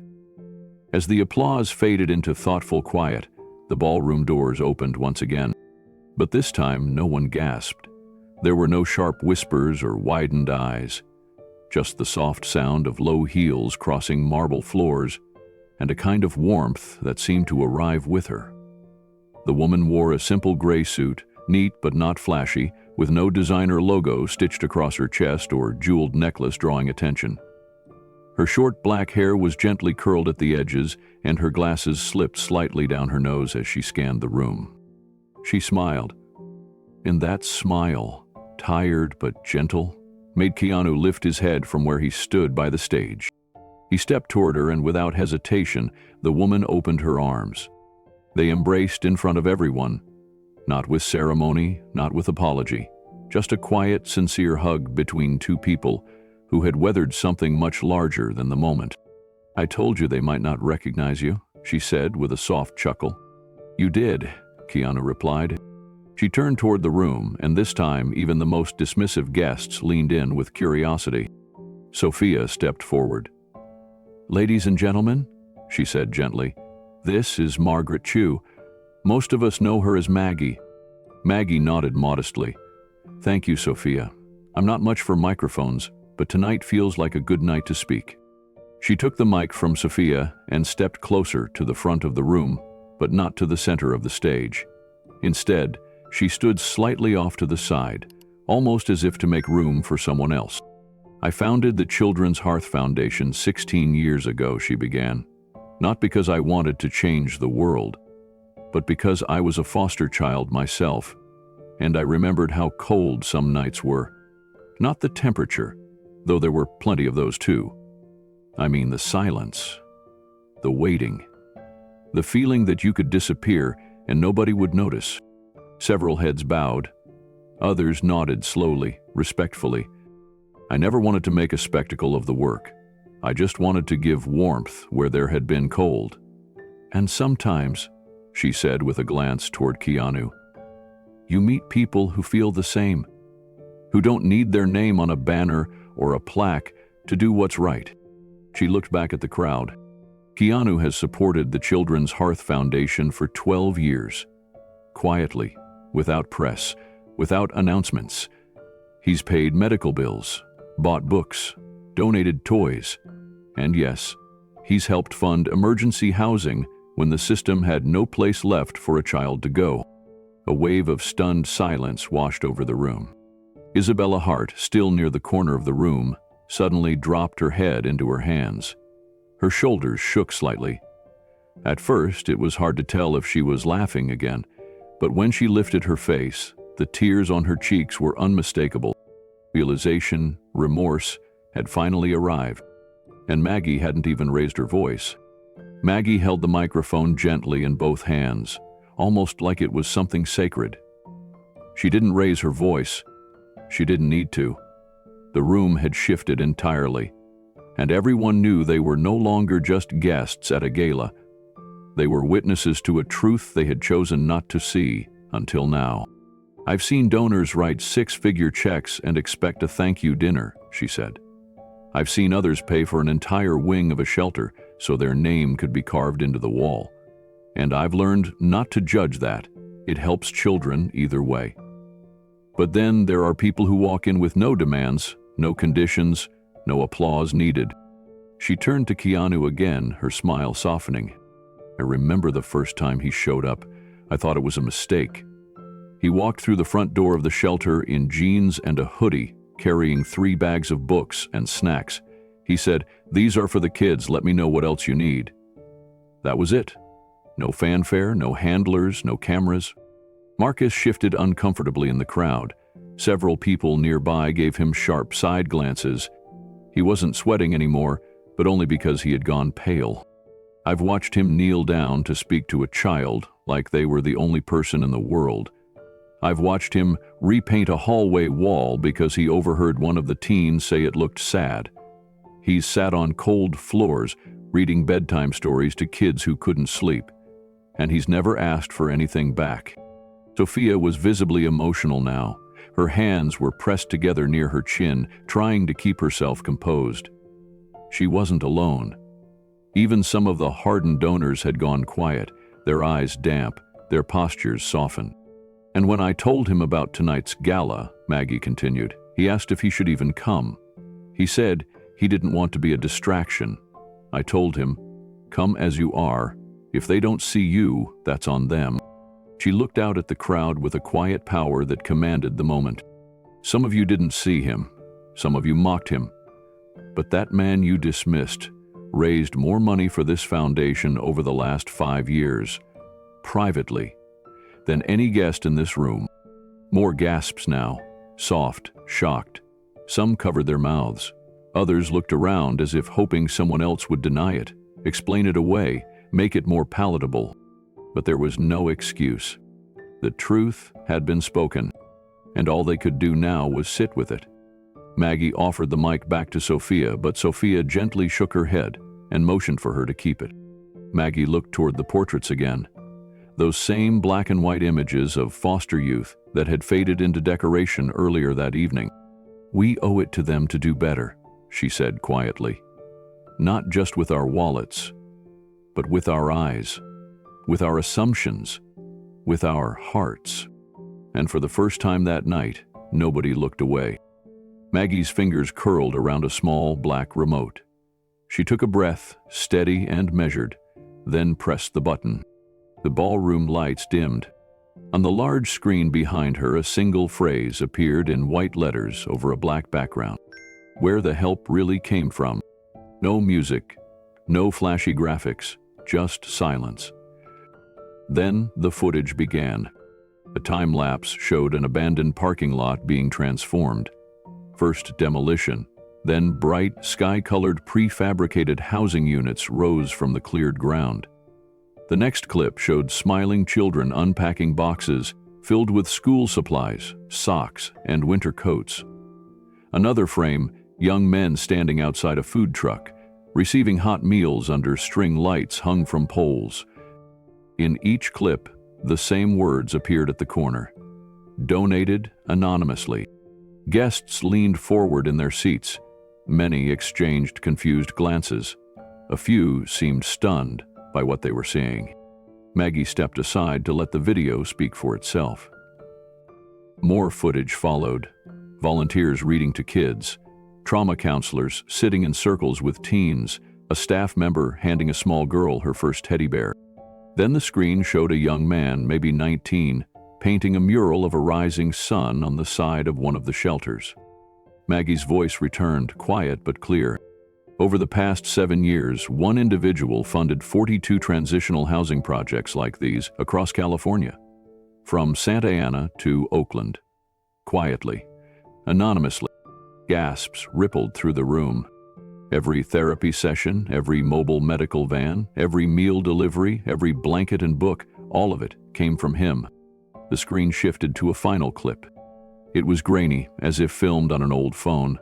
Keanu stood at the back of a moving truck, unloading boxes of canned food. He wasn't facing the camera. There were no reporters, no fans, just him, lifting and carrying, unnoticed. People in the crowd began whispering. Sophia clutched her wrist. Her expression shifted from awe to quiet embarrassment. Even Isabella looked stunned. Her lipstick smudged slightly from where her hand had pressed against her mouth. She turned to Marcus, who stood frozen, his posture stiff. "I didn't know," Marcus muttered, half to himself. Keanu stood silently, watching it all unfold without a hint of pride. Marcus took a half step forward. I didn't realize." "You didn't need to," Keanu interrupted gently. The room went still again. "This wasn't a test," he added. "It was just me, trying to help." He wasn't performing, he wasn't accusing. He was simply being honest. And that honesty cut deeper than any lecture could have. Maggie turned to the crowd again. "He asked me to keep it private, and I did until tonight." That line hit the hardest. Many in the audience lowered their heads, as if ashamed of how quickly they had judged a man whose only crime had been dressing simply. A woman near the back wiped her eyes. Another man reached for his checkbook. Not because he was guilted into it, but because he finally understood. Sophia looked at Keanu, not with pity, but with a new kind of respect. The room wasn't laughing anymore. It was listening. Maggie stepped away from the podium as the screen faded to black. She didn't need to say more. The truth had spoken for itself. But then a voice rose from the back. "I'd like to apologize." It was Marcus. He moved to the center of the ballroom, uncharacteristically awkward, the weight of humiliation heavier than the tuxedo draped over his frame. "I made assumptions. I mocked someone I didn't know, just because he didn't look like the rest of us." The crowd didn't respond. They watched, but no one stepped in to save him. Not this time. Marcus looked at Keanu. "I know it doesn't matter now, but I'm sorry." Keanu nodded once. That was all. Then Maggie spoke again. "I want to share one last thing." She reached into her satchel once more and pulled out a thick envelope. She opened it, removed a stack of printed pages, and handed them to Sophia, who placed them under the spotlight. They were detailed reports: receipts, blueprints, photos, handwritten thank you notes. One showed a breakdown of an entire shelter built in Bakersfield. Another included therapy records, anonymized but real, showing hundreds of sessions funded by Keanu. "These aren't for display," Maggie said. "They're for the record, in case anyone ever questions where our biggest support came from." Sophia gently passed the first page to the nearest guest. As it made its way around the room, a hush followed it. No one dared speak above it. Then Maggie nodded at the technician. A final video played. This time, it wasn't buildings or supplies. It was testimony. A young woman sat on a bench outside a youth center. She looked directly at the camera. "I used to sleep under a bridge in Van Nuys. I was 17. One night I got picked up and taken to a place called Haven House. I didn't know who paid for it. I didn't care. All I knew was someone cared enough to make sure I didn't die out there." She paused. "Last year, I got my GED. I'm in my second semester of nursing school." The video ended with one line: "Funded by someone who never wanted to be named." Sophia looked out over the crowd, her voice clear. That someone was sitting alone in the corner of this room an hour ago, unnoticed, unwelcome.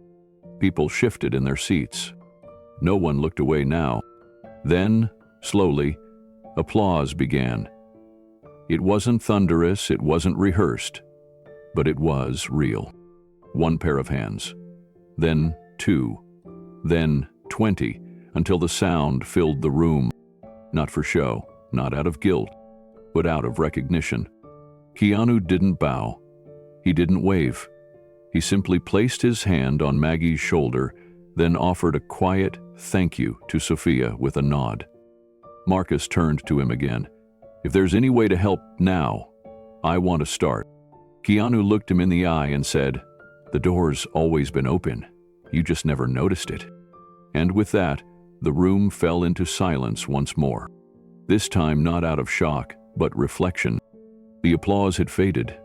The guests had returned to their seats, though something in their posture had changed. No longer upright and aloof. Many now sat with shoulders slumped, hands folded tightly, heads bowed in thought. Sophia walked toward the stage slowly, something clenched in her hand, a small silver USB drive.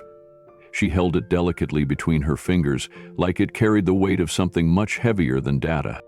She looked at Keanu, then at the room, then back to Keanu again. "The building's security system caught everything," she said. "From the entrance to the mockery to the moment you were asked to leave, every interaction, every voice." A few heads in the crowd jerked up at that. "And," she continued, "we had our documentary crew filming tonight as part of the gala's Faces of Philanthropy campaign. That means we also have guest reactions, crowd behavior, and on-mic commentary from multiple angles." The silence grew sharper. Even the clink of glasses stopped. Sophia raised the USB slightly. "It's all here. Everything." Keanu looked at her with quiet curiosity, but said nothing. Sophia turned to the crowd. "It's not my call what happens to this, but I think he should decide." She stepped forward and placed the USB in Keanu's open palm. It sat there for a moment, this tiny object, suddenly filled with so much tension. Marcus took a sharp breath. "Please," he said, his voice cracking. "Please don't let that out." Isabella nodded furiously beside him. "We didn't know. We didn't. It was stupid, but it wasn't meant to hurt anyone." A few more voices joined in, hushed but urgent. "The employee. It'll ruin us. It was a mistake." People were drinking, laughing. No one meant any real harm. Keanu didn't speak. He turned the USB over once, staring at the metal glint under the chandelier light. Then, he slipped it into his coat pocket. "You could destroy reputations with that," Marcus said. "Please, I'm begging you." Keanu looked at him. Not with judgment, not with anger, just quiet stillness. He finally spoke. "I'm not here to ruin anyone." A few breaths were audibly released across the ballroom. "But," he added, "I'm also not here to protect the illusion that nothing happened." The tension returned. Isabella's hands began to tremble. "I have endorsements, my brand, if this gets out." Keanu gently raised his hand. "This isn't about brands or damage control. This is about what you do next." He let the silence hold. Everyone in this room showed who they were tonight. Some offered grace, some offered laughter at someone else's expense, some just watched. He turned to Sophia. "You asked what I want to do with it?" She nodded, eyes searching his. "I want to give people the chance to change," Keanu said, "but only if they do it without fear of being exposed. If they want to change because it's right, not because it's recorded." He stepped forward and set the USB down on the edge of the stage. "Leave it there," he said softly. "Don't delete it. Don't release it. Let it sit like a mirror. And if anyone asks what happened tonight, you tell them the truth." Maggie smiled faintly from the side. The crowd stayed silent. The USB glinted under the lights. A symbol. A choice. Sophia remained near the stage, glancing down at the USB resting quietly beside Keanu.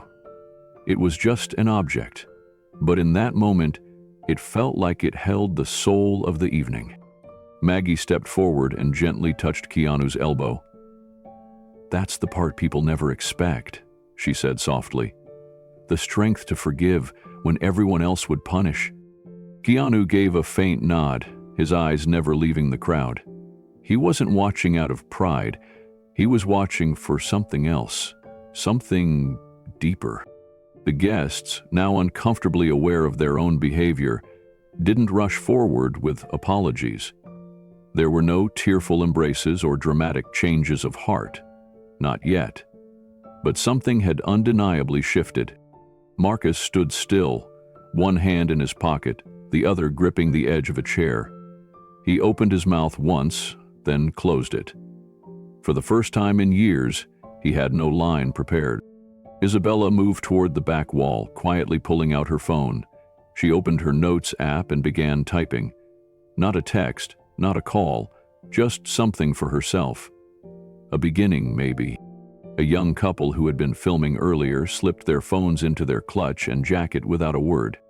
The energy in the room had slowed, softer now, no longer buzzing with gossip or pride, more like a church service after the sermon. Stillness wrapped in thought. Sophia finally broke the silence. "I'll keep the footage locked," she said, "for the Foundation's legal records, in case any of the donations are ever challenged. Otherwise, it won't be touched." She glanced at Keanu, who gave a quiet nod of approval. Someone near the buffet finally spoke. "Maybe we should do more than just sit here." It was a woman with silver hair and a red shawl. Her voice had a trembling clarity. "We can't undo what happened," she continued. "But we can start behaving like the people we pretend to be at events like this." A murmur of agreement followed. Not loud, not performative, just quiet affirmations. One man rose and walked toward the donation table near the exit. He didn't speak. He just dropped a check in the box and walked back to his seat. Another woman, one who had laughed earlier, crossed the room toward Maggie and said, "Do you take volunteers for the shelters?" Maggie blinked, then smiled. "Yes, we do." Dr. Ellis, still seated, looked around with eyes full of quiet satisfaction. He had seen something like this before, long ago in his therapy groups. The way shame, when met with compassion, could become something redemptive. Sophia stepped down from the stage and walked toward Keanu. "You didn't just shift the room, you reset it." "I didn't do anything," he said. "They just saw themselves." She studied him. "Most people would have left, or burned the place down." "I've already seen enough fire in my life," Keanu replied. They stood there for a moment, saying nothing more. Then, one by one, people began coming up to Maggie, to Sophia, even to Dr. Ellis. Not to apologize, but to ask what they could do, what they could give, where they could show up. The gala's scheduled entertainment was canceled, the photo booth untouched. But the check-in table? It became a sign-up booth for service, for shelter visits, for real involvement. And the USB drive? Stayed right where Keanu left it, on the edge of the stage, unused but unforgettable. As the guests filed out, some glanced at it one last time, not with fear anymore, but with hope. Because maybe, just maybe, the night had offered them something they hadn't expected. A second chance to become someone better. The room had settled into something softer than silence. It wasn't shame anymore. It was anticipation, reflection, a shared stillness that hadn't existed when the evening began. Keanu stood near the USB drive, resting on the edge of the stage. He looked out at the crowd, not with anger, but with something closer to quiet understanding. The kind that comes not from being above others, but from having walked through something most people never see. "I want to offer something," he said gently. The crowd listened. There was no laughter now, no murmurs. "If this footage gets released," he continued, "some of you will lose face, some may lose deals, but I don't want that. That's not why I came." He let the words settle before continuing. "I believe in redemption, in change that comes from the heart, not the headline. So here's my offer." He stepped forward slightly. "If every person in this room donates what they pledge tonight, every dollar, and if you agree to return next year to this same gala, dressed as simply as I came tonight, I'll ask Sophia to delete the footage." The air shifted instantly. The offer wasn't just about erasing a file. It was about committing to something deeper, about proving in public that humility could be practiced, not just admired. A wave of silence followed. It lingered longer than anyone expected. Then a voice broke it. "I'll do it." A man near the back, tall, gray-hailed, a CEO from one of the night's major sponsors, raised his hand. "I'll match my pledge and return next year in jeans and a plain shirt." His words sparked a reaction. Another hand went up, then two more, then 5. Sophia quickly grabbed a clipboard from the check-in desk. Her hands trembled slightly as she began recording names. "Please, say your name and your pledge," she said, voice steady but emotional. "Elaine Whitaker, $100,000. And yes, I'll dress simply next year. Roger Timmons, 50 grand. You have my word."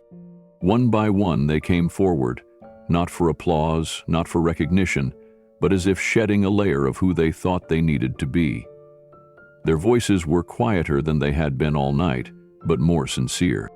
Maggie stood off to the side, arms folded, eyes full. She watched as the crowd transformed itself, not through force, but through invitation. "And Keanu?" He said nothing more. He stood quietly as the commitments poured in, watching as the offer took root and grew into something the gala had never seen before. A moment of grace, a moment of choice. But not everyone had spoken yet. Isabella stood, frozen, her hands clenched tightly around her clutch. Her mascara had smudged slightly and her lips trembled, not from embarrassment, but something closer to realization. Marcus remained seated, shoulders heavy. His mouth was set in a line, eyes fixed on the floor. Sophia called out gently, "Anyone else?" Her eyes scanned the room, waiting. And the USB stayed on the edge of the stage, untouched, waiting too. Marcus slowly rose from his chair. His hands, usually firm and commanding, shook, just enough to show through the cuffs of his blazer. He didn't walk to the front, he didn't make a grand gesture. He simply stood, looking at Keanu. "I came here tonight expecting the usual," Marcus said, voice low. "Photos, applause, a few zeros on a check to make me feel better." He swallowed hard. "But I saw something I didn't expect.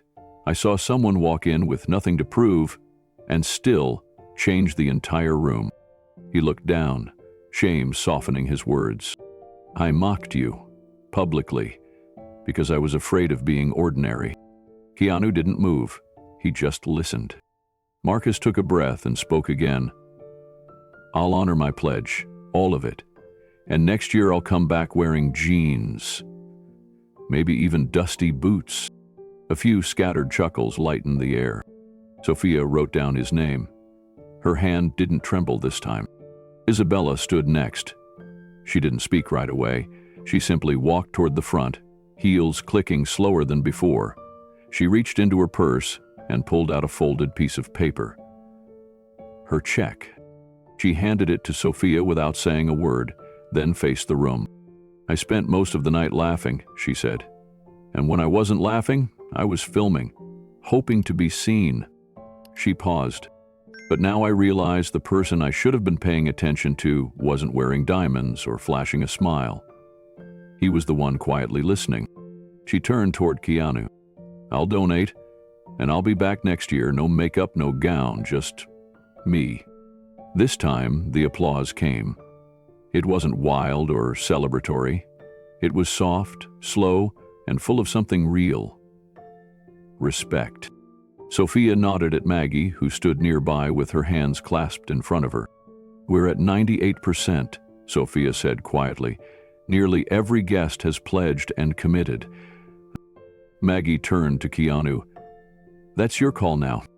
Keanu walked over to Sophia, took the clipboard, and glanced down the names and numbers. Then he looked at the USB drive still sitting on the edge of the stage. He picked it up, held it gently in one hand, and then turned to Sophia. You've documented the pledges? Yes. Duplicated, with witnesses. He nodded. Then we're not going to need this anymore. He reached into his pocket and pulled out a small folding knife. With a quiet flick, he opened it. Without flair, without announcement, Keanu leaned over and gently scored the USB down the center. The internal board cracked with a soft snap. He handed the pieces to Sophia, who tucked them into a velvet-lined envelope. There was no dramatic music, no roaring applause, just peace, and the quiet understanding that something better than revenge had occurred. Redemption, chosen, not demanded. Keanu stepped off the stage and walked toward the door. No one blocked his path this time. In fact, they moved aside, creating a clear line for him to exit. Sophia whispered, That's leadership, not taking the stage, but guiding the room. Maggie nodded. As Keanu reached the door, someone called out, You'll come back next year too, right? He stopped, turned slightly, and smiled. Only if I'm invited. Then he walked out into the night, the promise of humility trailing behind him like a quiet echo. The room had just begun to exhale. People lingered near the buffet, sipping what remained of their champagne, trading whispered reflections instead of rumors. It felt like a different event entirely now. The glimmer of guilt had shifted into something heavier. Hope. And just as the tension began to release, the front doors opened again. Heads turned. A light breeze drifted through the entryway, carrying in a young woman with determined steps and a simple blue dress that looked far more authentic than anything the night had seen so far. Sophia noticed her first and approached, cautiously. The woman wasn't on the guest list. Her heels were scuffed, and she held a folded piece of paper in one hand, like it was more valuable than her clutch. "Can I help you?" Sophia asked gently. The woman smiled. "My name is Estelle Ramos. I was told someone here might want me to share something tonight." Sophia blinked. The name clicked in her memory. She'd seen it on a small donor impact report. A college graduate. Foster care survivor. One of the success stories Maggie had once mentioned with quiet pride. "Wait here," Sophia said, and walked quickly toward Maggie. When Maggie saw Estelle, her face lit up with quiet joy. She didn't rush, didn't wave dramatically. She simply opened her arms. Estelle walked into them. "You came?" Maggie whispered. Estelle nodded. "He called me." "Keanu?" "Yes." Maggie looked around the ballroom. Most eyes were still on them, watching. "Do you want to speak?" Estelle looked down at the folded paper in her hand, then up at the crowd. I think I have to." Maggie didn't lead her to the stage. She didn't announce her. She simply stepped aside. Estelle walked alone, holding only that paper, until she reached the small podium still set at the center. There were no camera flashes, no stage crew, checking mics, just silence and breath. She looked out at the crowd, cleared her throat, and began. "My name is Estelle Ramos. I grew up in foster care from age 4 to 17. I've lived in 8 homes. I've packed every belonging I had into a trash bag more times than I can count." A few guests lowered their gazes. "I never met my father. My mother died when I was 7. I stopped believing in family when I was 10. She paused and unfolded the paper. "But when I turned 18, I found myself standing in a transition center, holding a key. The woman behind the desk said, 'A donor covered your housing, rent-free, for a year. Give yourself a chance.'" She looked up. That donor never gave his name. Several guests leaned in. "I just knew there were groceries every week, that the bathroom had shampoo, that there was always one light left on when I got home so I wouldn't feel alone." Estelle's voice wavered slightly. "I went to community college, then university. I wrote poems on paper napkins and scraped by waiting tables." She held up the paper. "And this right here? This is a poem I wrote the day I graduated. I never read it out loud. Until now." She took a breath, and the room leaned closer. Estelle lifted the paper with both hands. Her voice was soft at first, uncertain, but it grew stronger with each line. And by the third verse, the ballroom had gone so quiet, the hum of the overhead lights could be heard. "To the one I never met, who left the light on, who saw a stranger's future and called it worth saving. You gave without a handshake, or headline, or hug, but I felt your presence in the silence of not being forgotten. I walked into rooms where people spoke over me, through me, around me, but never to me, until your help gave me a voice. And now I speak for the ones still waiting, still hoping, for someone like you." By the final word, her voice cracked slightly, but she didn't look down. She folded the page and held it to her chest. The crowd was still. Then a single clap rang out from Dr. Ellis. Then another from Sophia. Then it spread, naturally, without instruction, until the room filled with applause that wasn't for show or politeness. It was raw. It was real. People were wiping tears without shame. Several guests stood, and for the first time that night, the applause felt earned. Maggie joined Estelle on stage and placed a hand on her shoulder. "She's one of many," Maggie said simply. "And none of this would have been possible without the anonymous gifts that funded the foundation's heart. And those gifts came from someone who asked for nothing in return, not even recognition." Estelle added, "He called me yesterday, said he might not be staying long at this event, but that if I could make it, I should." Her eyes searched the room. I guess he knew what kind of night it might be. The implication lingered.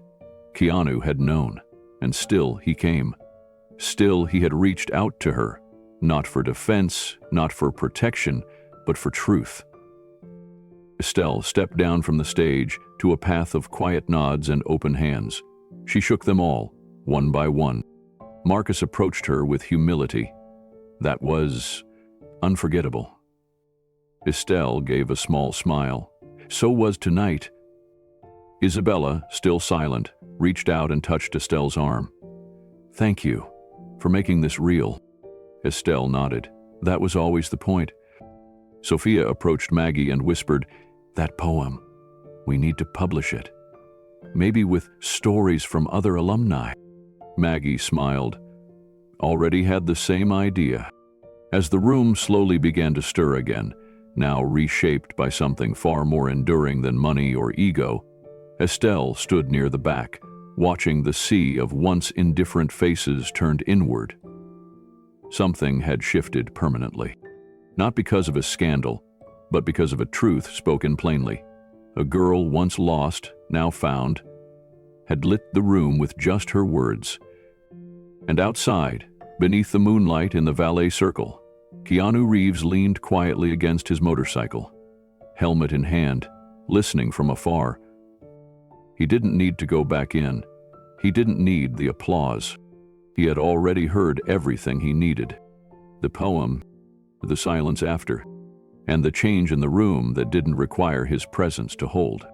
He placed the helmet on his head, started the bike, and disappeared down the road, leaving behind something far louder than fame.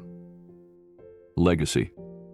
The ballroom had settled into a new kind of silence, no longer heavy but reflective.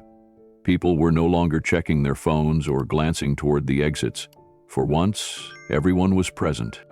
Estelle stood beside Maggie near the edge of the crowd, her fingers gently pressing a white envelope against her side. She looked at Maggie with quiet hesitation. Maggie gave her a soft nod. Estelle stepped forward. Her voice was steady now, warmed by the support that had wrapped around her after the poem. "There's one more thing," she said, "something that was meant for him a long time ago." She turned and walked through the center of the ballroom. People instinctively made way. When she reached the open doors leading to the courtyard, she found Keanu still near the steps, leaning on the iron railing beneath a soft wash of moonlight. His motorcycle helmet rested by his foot. Estelle paused, then handed him the envelope. "Maggie kept this," she said. "Said the timing would matter someday. She asked me to deliver it tonight." Keanu looked down at the envelope. It was aged at the edges, handwritten, sealed with tape that had yellowed slightly. On the front, in uneven print, were 5 words. "To Mr. K, from Nate." His eyes didn't blink for a moment. Then he exhaled, soft and slow. He took the envelope with both hands and nodded. "Thank you." Estelle didn't linger. She gave a small smile and stepped away, leaving him in peace with the words now trembling in his grasp. Keanu sat on the low stone ledge of the courtyard fountain. He held the envelope as if it contained breath itself. For several seconds, he simply sat there, listening to the water trickle, feeling the paper under his thumbs. Then he opened it. Inside was a folded letter, the kind written on lined notebook paper, the top frayed from the spiral edge. Keanu unfolded it carefully. His eyes scanned the page once, then again. A breeze moved through the courtyard, rustling the leaves gently overhead. And as he read, the weight of years seemed to shift in his chest. The letter was written by a boy named Nate, a foster child from a group home Keanu had quietly visited over a decade ago. He had never gone there with cameras or interviews. He had just sat with the kids, played board games, helped fix a broken basketball hoop. And on one particular evening, he'd taken Nate aside and said something simple but unforgettable. Now those words had found their way back to him. "You told me I was more than the pain people gave me. You said I didn't have to carry their mistakes, that I could start over, that I mattered. I never said thank you.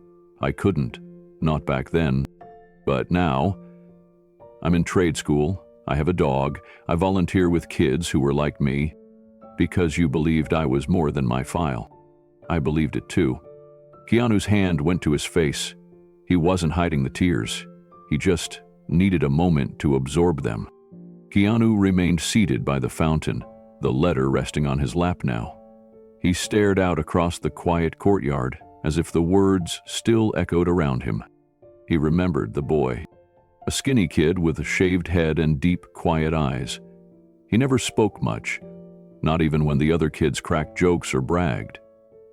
Nate had been different, watchful, wounded. Keanu had asked if he liked drawing. Nate had shrugged. Then Keanu pulled a notebook from his backpack, tore out a clean sheet and placed it between them. "Draw anything," he had said. "Doesn't have to be perfect, just has to be yours." Nate drew a circle, then a second one around it. And then he added rough, flickering lines that looked like fire. "That's how I feel," Nate had said back then. "Like a match someone already used." Keanu had told him, "Used matches still make smoke, and sometimes smoke is enough to lead someone home." Now, over a decade later, That match had become a man who wrote letters and trained for a future, a man who helped others. Keanu folded the letter and returned it to its envelope, but his fingers lingered on the tape, as though closing it again felt too final. Behind him, soft footsteps approached. It was Sophia. "Didn't mean to intrude," she said gently. He looked up, eyes still glassy, and gave her a small smile. Sophia sat beside him, not too close, just enough to let him know she was there. In her hands, she held a new envelope. This one was blank. "Estelle asked me to give you this, too," she said. "It's for you to write back." He took it slowly. "There's going to be a published collection," she continued. "Letters from people impacted by the foundation. Maggie thought it might be powerful if the man who started it all added something of his own." Keanu didn't answer right away. Instead, he looked at the envelope in one hand, then the one from Nate in the other. His fingers pressed them both gently, as though trying to absorb their weight into memory. Finally, he nodded. Sophia stood. "Take your time." As she turned to leave, she stopped and said, "That poem, earlier, Estelle's? I think it changed the tone of the whole city." Keanu smiled. "Words can do that." She smiled back, then disappeared into the quiet again. Alone, Keanu stared at the blank envelope. He pulled out the same pen he had always carried, clipped to his wallet. He opened it, wrote only one sentence. "I never meant to be seen, just to leave light behind." He set the pen down and folded the paper. From inside, the music in the ballroom had faded. People were lingering now, talking differently, softer. More eyes were making contact, more arms linked, not to pose but to support. Something invisible had shifted, and sitting quietly beneath the courtyard lights, Keanu Reeves let it all pass through him. He didn't need a stage to feel it. Just a letter from a boy once lost, and the knowledge that somewhere in the world, a spark he once left behind had become a beacon. Just as the atmosphere began to settle and a fragile peace blanketed the Silverlight Gala, a new sound pierced the calm. The clatter of hurried footsteps echoed down the marble hallway. Then came the flash of light. Camera bulbs, sharp and sudden, like lightning bolts in a cloudless sky. The media had arrived. A line of reporters and photographers pushed through the front entrance, guided, or rather trailed, by a bewildered hotel staffer. They carried microphones, camera gear, and an eagerness only breaking news could ignite. "Is it true Keanu Reeves was kicked out of this event?" one shouted. "Why did no one recognize him?" another called out. "What did he say when he came back inside?" Inside the ballroom, heads turned. Conversations froze mid-sentence. Guests exchanged nervous looks. Some instinctively straightened their posture. Others reached for their phones again, not to record this time, but to hide. Marcus Blackwell was one of the first to panic. He ducked behind a floral display, tugging Isabella with him. "This is a disaster," he muttered. "If this gets out—" "It's already out," Isabella whispered, peeking from behind a vase of white roses. "They must have caught wind of it from someone here." Sophia looked toward the commotion, then instinctively glanced back toward the courtyard. Keanu hadn't returned yet. She walked briskly down the hall and opened the door. He was still seated on the stone bench near the fountain, a blank envelope in his hand, eyes lifted to the stars. "They're here," she said softly. "The press." Keanu nodded once. "I figured they would be." She hesitated. "Do you want me to handle it?" He stood slowly, stretched his shoulders, and took one last breath of the cool night air. "No," he said, "it's okay. Let's go."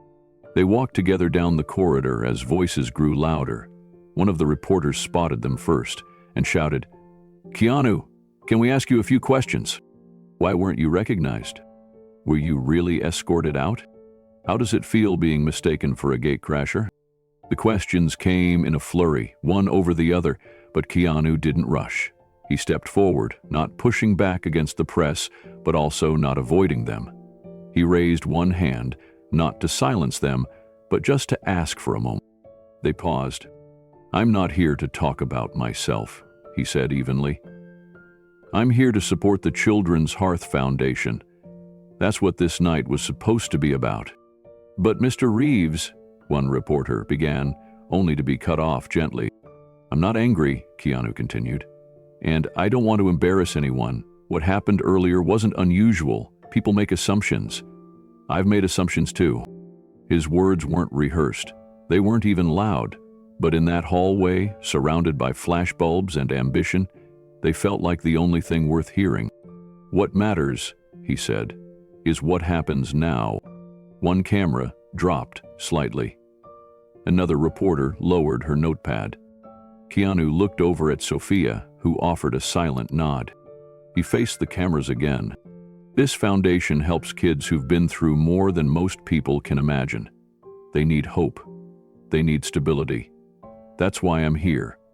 And if my presence tonight helps even one of them feel seen, then it was worth it." Then he smiled and walked past the cameras back toward the ballroom. Back inside the ballroom, the atmosphere had transformed once again. Not out of fear this time, but out of reflection. The whispers had shifted from gossip to guilt, and now to resolve.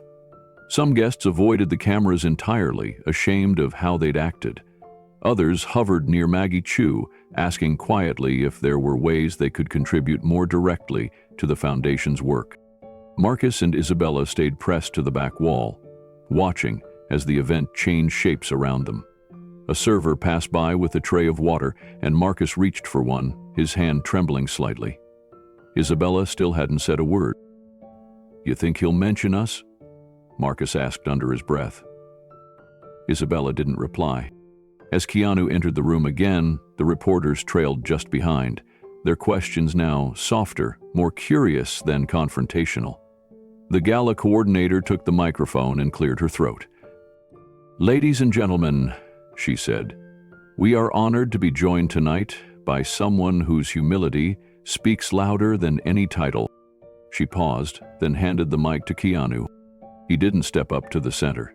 Instead, he stopped just off to the side of the stage, near the same corner where he had first stood that evening when nobody knew his name. He glanced at Sophia, then at Maggie, and finally at Estelle, who stood near the edge of the room, watching him like a quiet flame. "I want to keep this short," he began. The room stilled again. "You've already heard the facts," he said, "about the homes, the food trucks, the therapy centers. But those things aren't the story. The story is the kids, the ones who survived, the ones who are still fighting, and the ones we haven't met yet. But we will, if we choose to look." He looked out at the crowd. "I never wanted credit," he continued. "I only wanted them to feel seen, to know that someone, anyone, believed in them without needing anything in return." There was a silence in the room, not from awkwardness, but from reverence. "Tonight reminded me of something important," Keanu said. "Kindness doesn't always wear a tuxedo. Generosity doesn't always come with glitter. Sometimes it looks like a worn-out pair of boots and a quiet voice." Maggie pressed her hand to her chest. He nodded gently. "If we're going to do better, then we need to stop judging who belongs based on what they wear, how they speak, or how loudly they arrive. Some people whisper because the world's already been too loud to them." Sophia stepped closer. Cameras continued to roll, but none of it felt invasive now. They were capturing something rare, truth wrapped in humility. Keanu looked over at the donation board, where names and amounts had begun populating the screen. Some of the highest pledges were now anonymous. Some had names next to them that hadn't appeared at all earlier in the night. "I came here to give," Keanu said simply, "and somehow I received more than I expected." He handed the microphone back and gave a slight bow.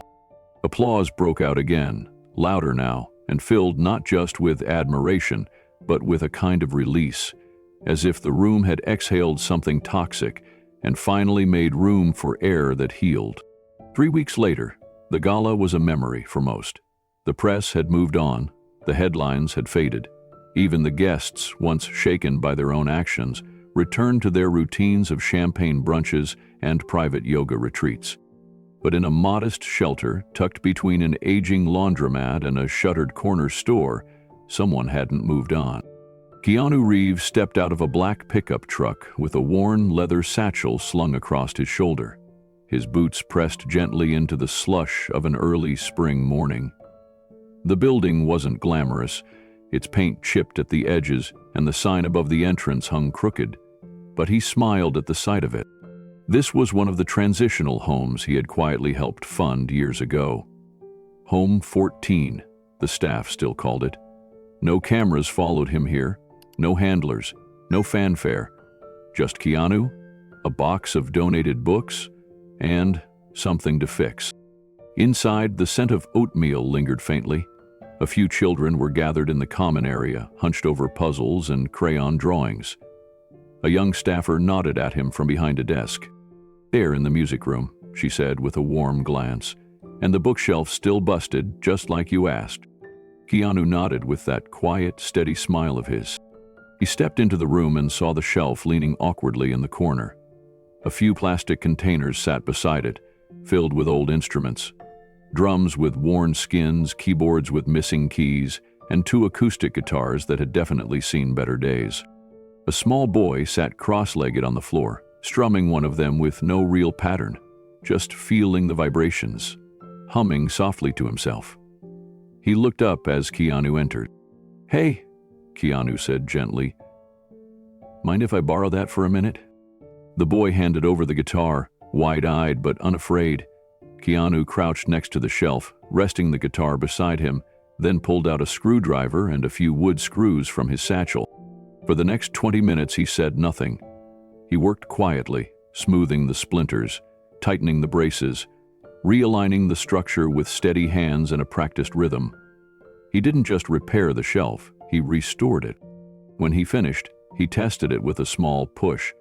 It stood firm. Then he picked up the guitar again, tuned it gently by ear, and sat cross-legged across from the boy. "You ever play a G chord?" Keanu asked. The boy shrugged. "What's that?" Keanu smiled and pressed the boy's small fingers into place on the fretboard. "Here," he said, strumming gently. "That's a G. It sounds like sunlight." The boy giggled. Another child wandered in, then another. Within minutes, 6 children sat in a circle around him. He played a soft, simple tune, barely a melody, just enough to let them feel it. They didn't recognize him. They didn't care. To them, he was just someone who came back, someone who stayed. Voiceover. It's easy to applaud generosity when it's wrapped in tuxedos and lights, but true character is revealed when no one's watching. Keanu looked around the room as the children clapped along with the rhythm. He picked up a crayon from a nearby bin and drew a quick heart on a scrap of paper, then placed it in the newly fixed bookshelf. He didn't need a plaque, he never did. Later that afternoon, Keanu stepped outside and leaned against the porch railing of the shelter, sipping from a chipped mug filled with warm tea. The air was calm, the sun soft, filtering through trees not yet fully green. It was the kind of peace that didn't announce itself. It simply existed. Behind him, the sound of laughter echoed from the open windows. The children were still playing, their energy returning life to the old rooms. A woman stepped onto the porch beside him. It was Maggie Chu. "You came," she said softly. He nodded without looking at her. Didn't want the letter to be the last word. She held up the envelope Estelle had delivered weeks earlier. "That boy," she said, "he never stopped asking if you were real." Keanu took the envelope, still folded, and tucked it into his jacket pocket. "I wasn't sure if I'd helped him enough," he admitted. "But that letter, it told me the effort mattered." "It always does," Maggie said, "even when it's quiet." They stood in silence for a moment. "Everything change after the gala?" she asked. "Not everything," he replied, "but something shifted. A few of them wrote apologies. Marcus even asked if he could donate directly to one of the homes. And Isabella, well, she sent a thank you note. Handwritten. Maggie chuckled. She still used her logo on the envelope, I bet. Keanu smiled but didn't answer. He turned back toward the shelter and looked through the window where a young girl was holding the guitar he'd tuned earlier, carefully copying the chord shape he had shown. I didn't come here for redemption, he said quietly. I just wanted them to know they're not alone. You did more than that, Maggie said. You reminded the rest of the world what kindness without applause looks like. A breeze passed through the porch. Keanu reached into his satchel and pulled out a small wooden carving, shaped like a house, about the size of a palm. He handed it to her. For home 15, he said. Maggie took it with tears welling in her eyes. As Keanu walked to his truck, a small voice called from the porch. Mr. Keanu. He turned. It was the boy from earlier, the one he'd taught the G chord. The boy ran down the steps and handed him a piece of construction paper. On it was a drawing. Keanu sitting in a circle with the kids, a giant bookshelf behind them with a glowing heart at the top. I made it for you, the boy said, so you don't forget us. Keanu knelt down, took the drawing carefully, and smiled. I could never forget you, he said. Then he stood, gave the boy a fist bump, and climbed into the truck. As the engine started, the voiceover returned one final time. Voiceover. So, if someone walked into your world today in worn jeans and a quiet smile, how would you treat them? The screen faded to black. Text appeared. Where are you watching this incredible story from? Comment your city. And if kindness means more to you than appearances, tap that subscribe button. The final image. The drawing from the boy, taped to the inside of Keanu's truck windshield, fluttering slightly as he drove away into the setting sun.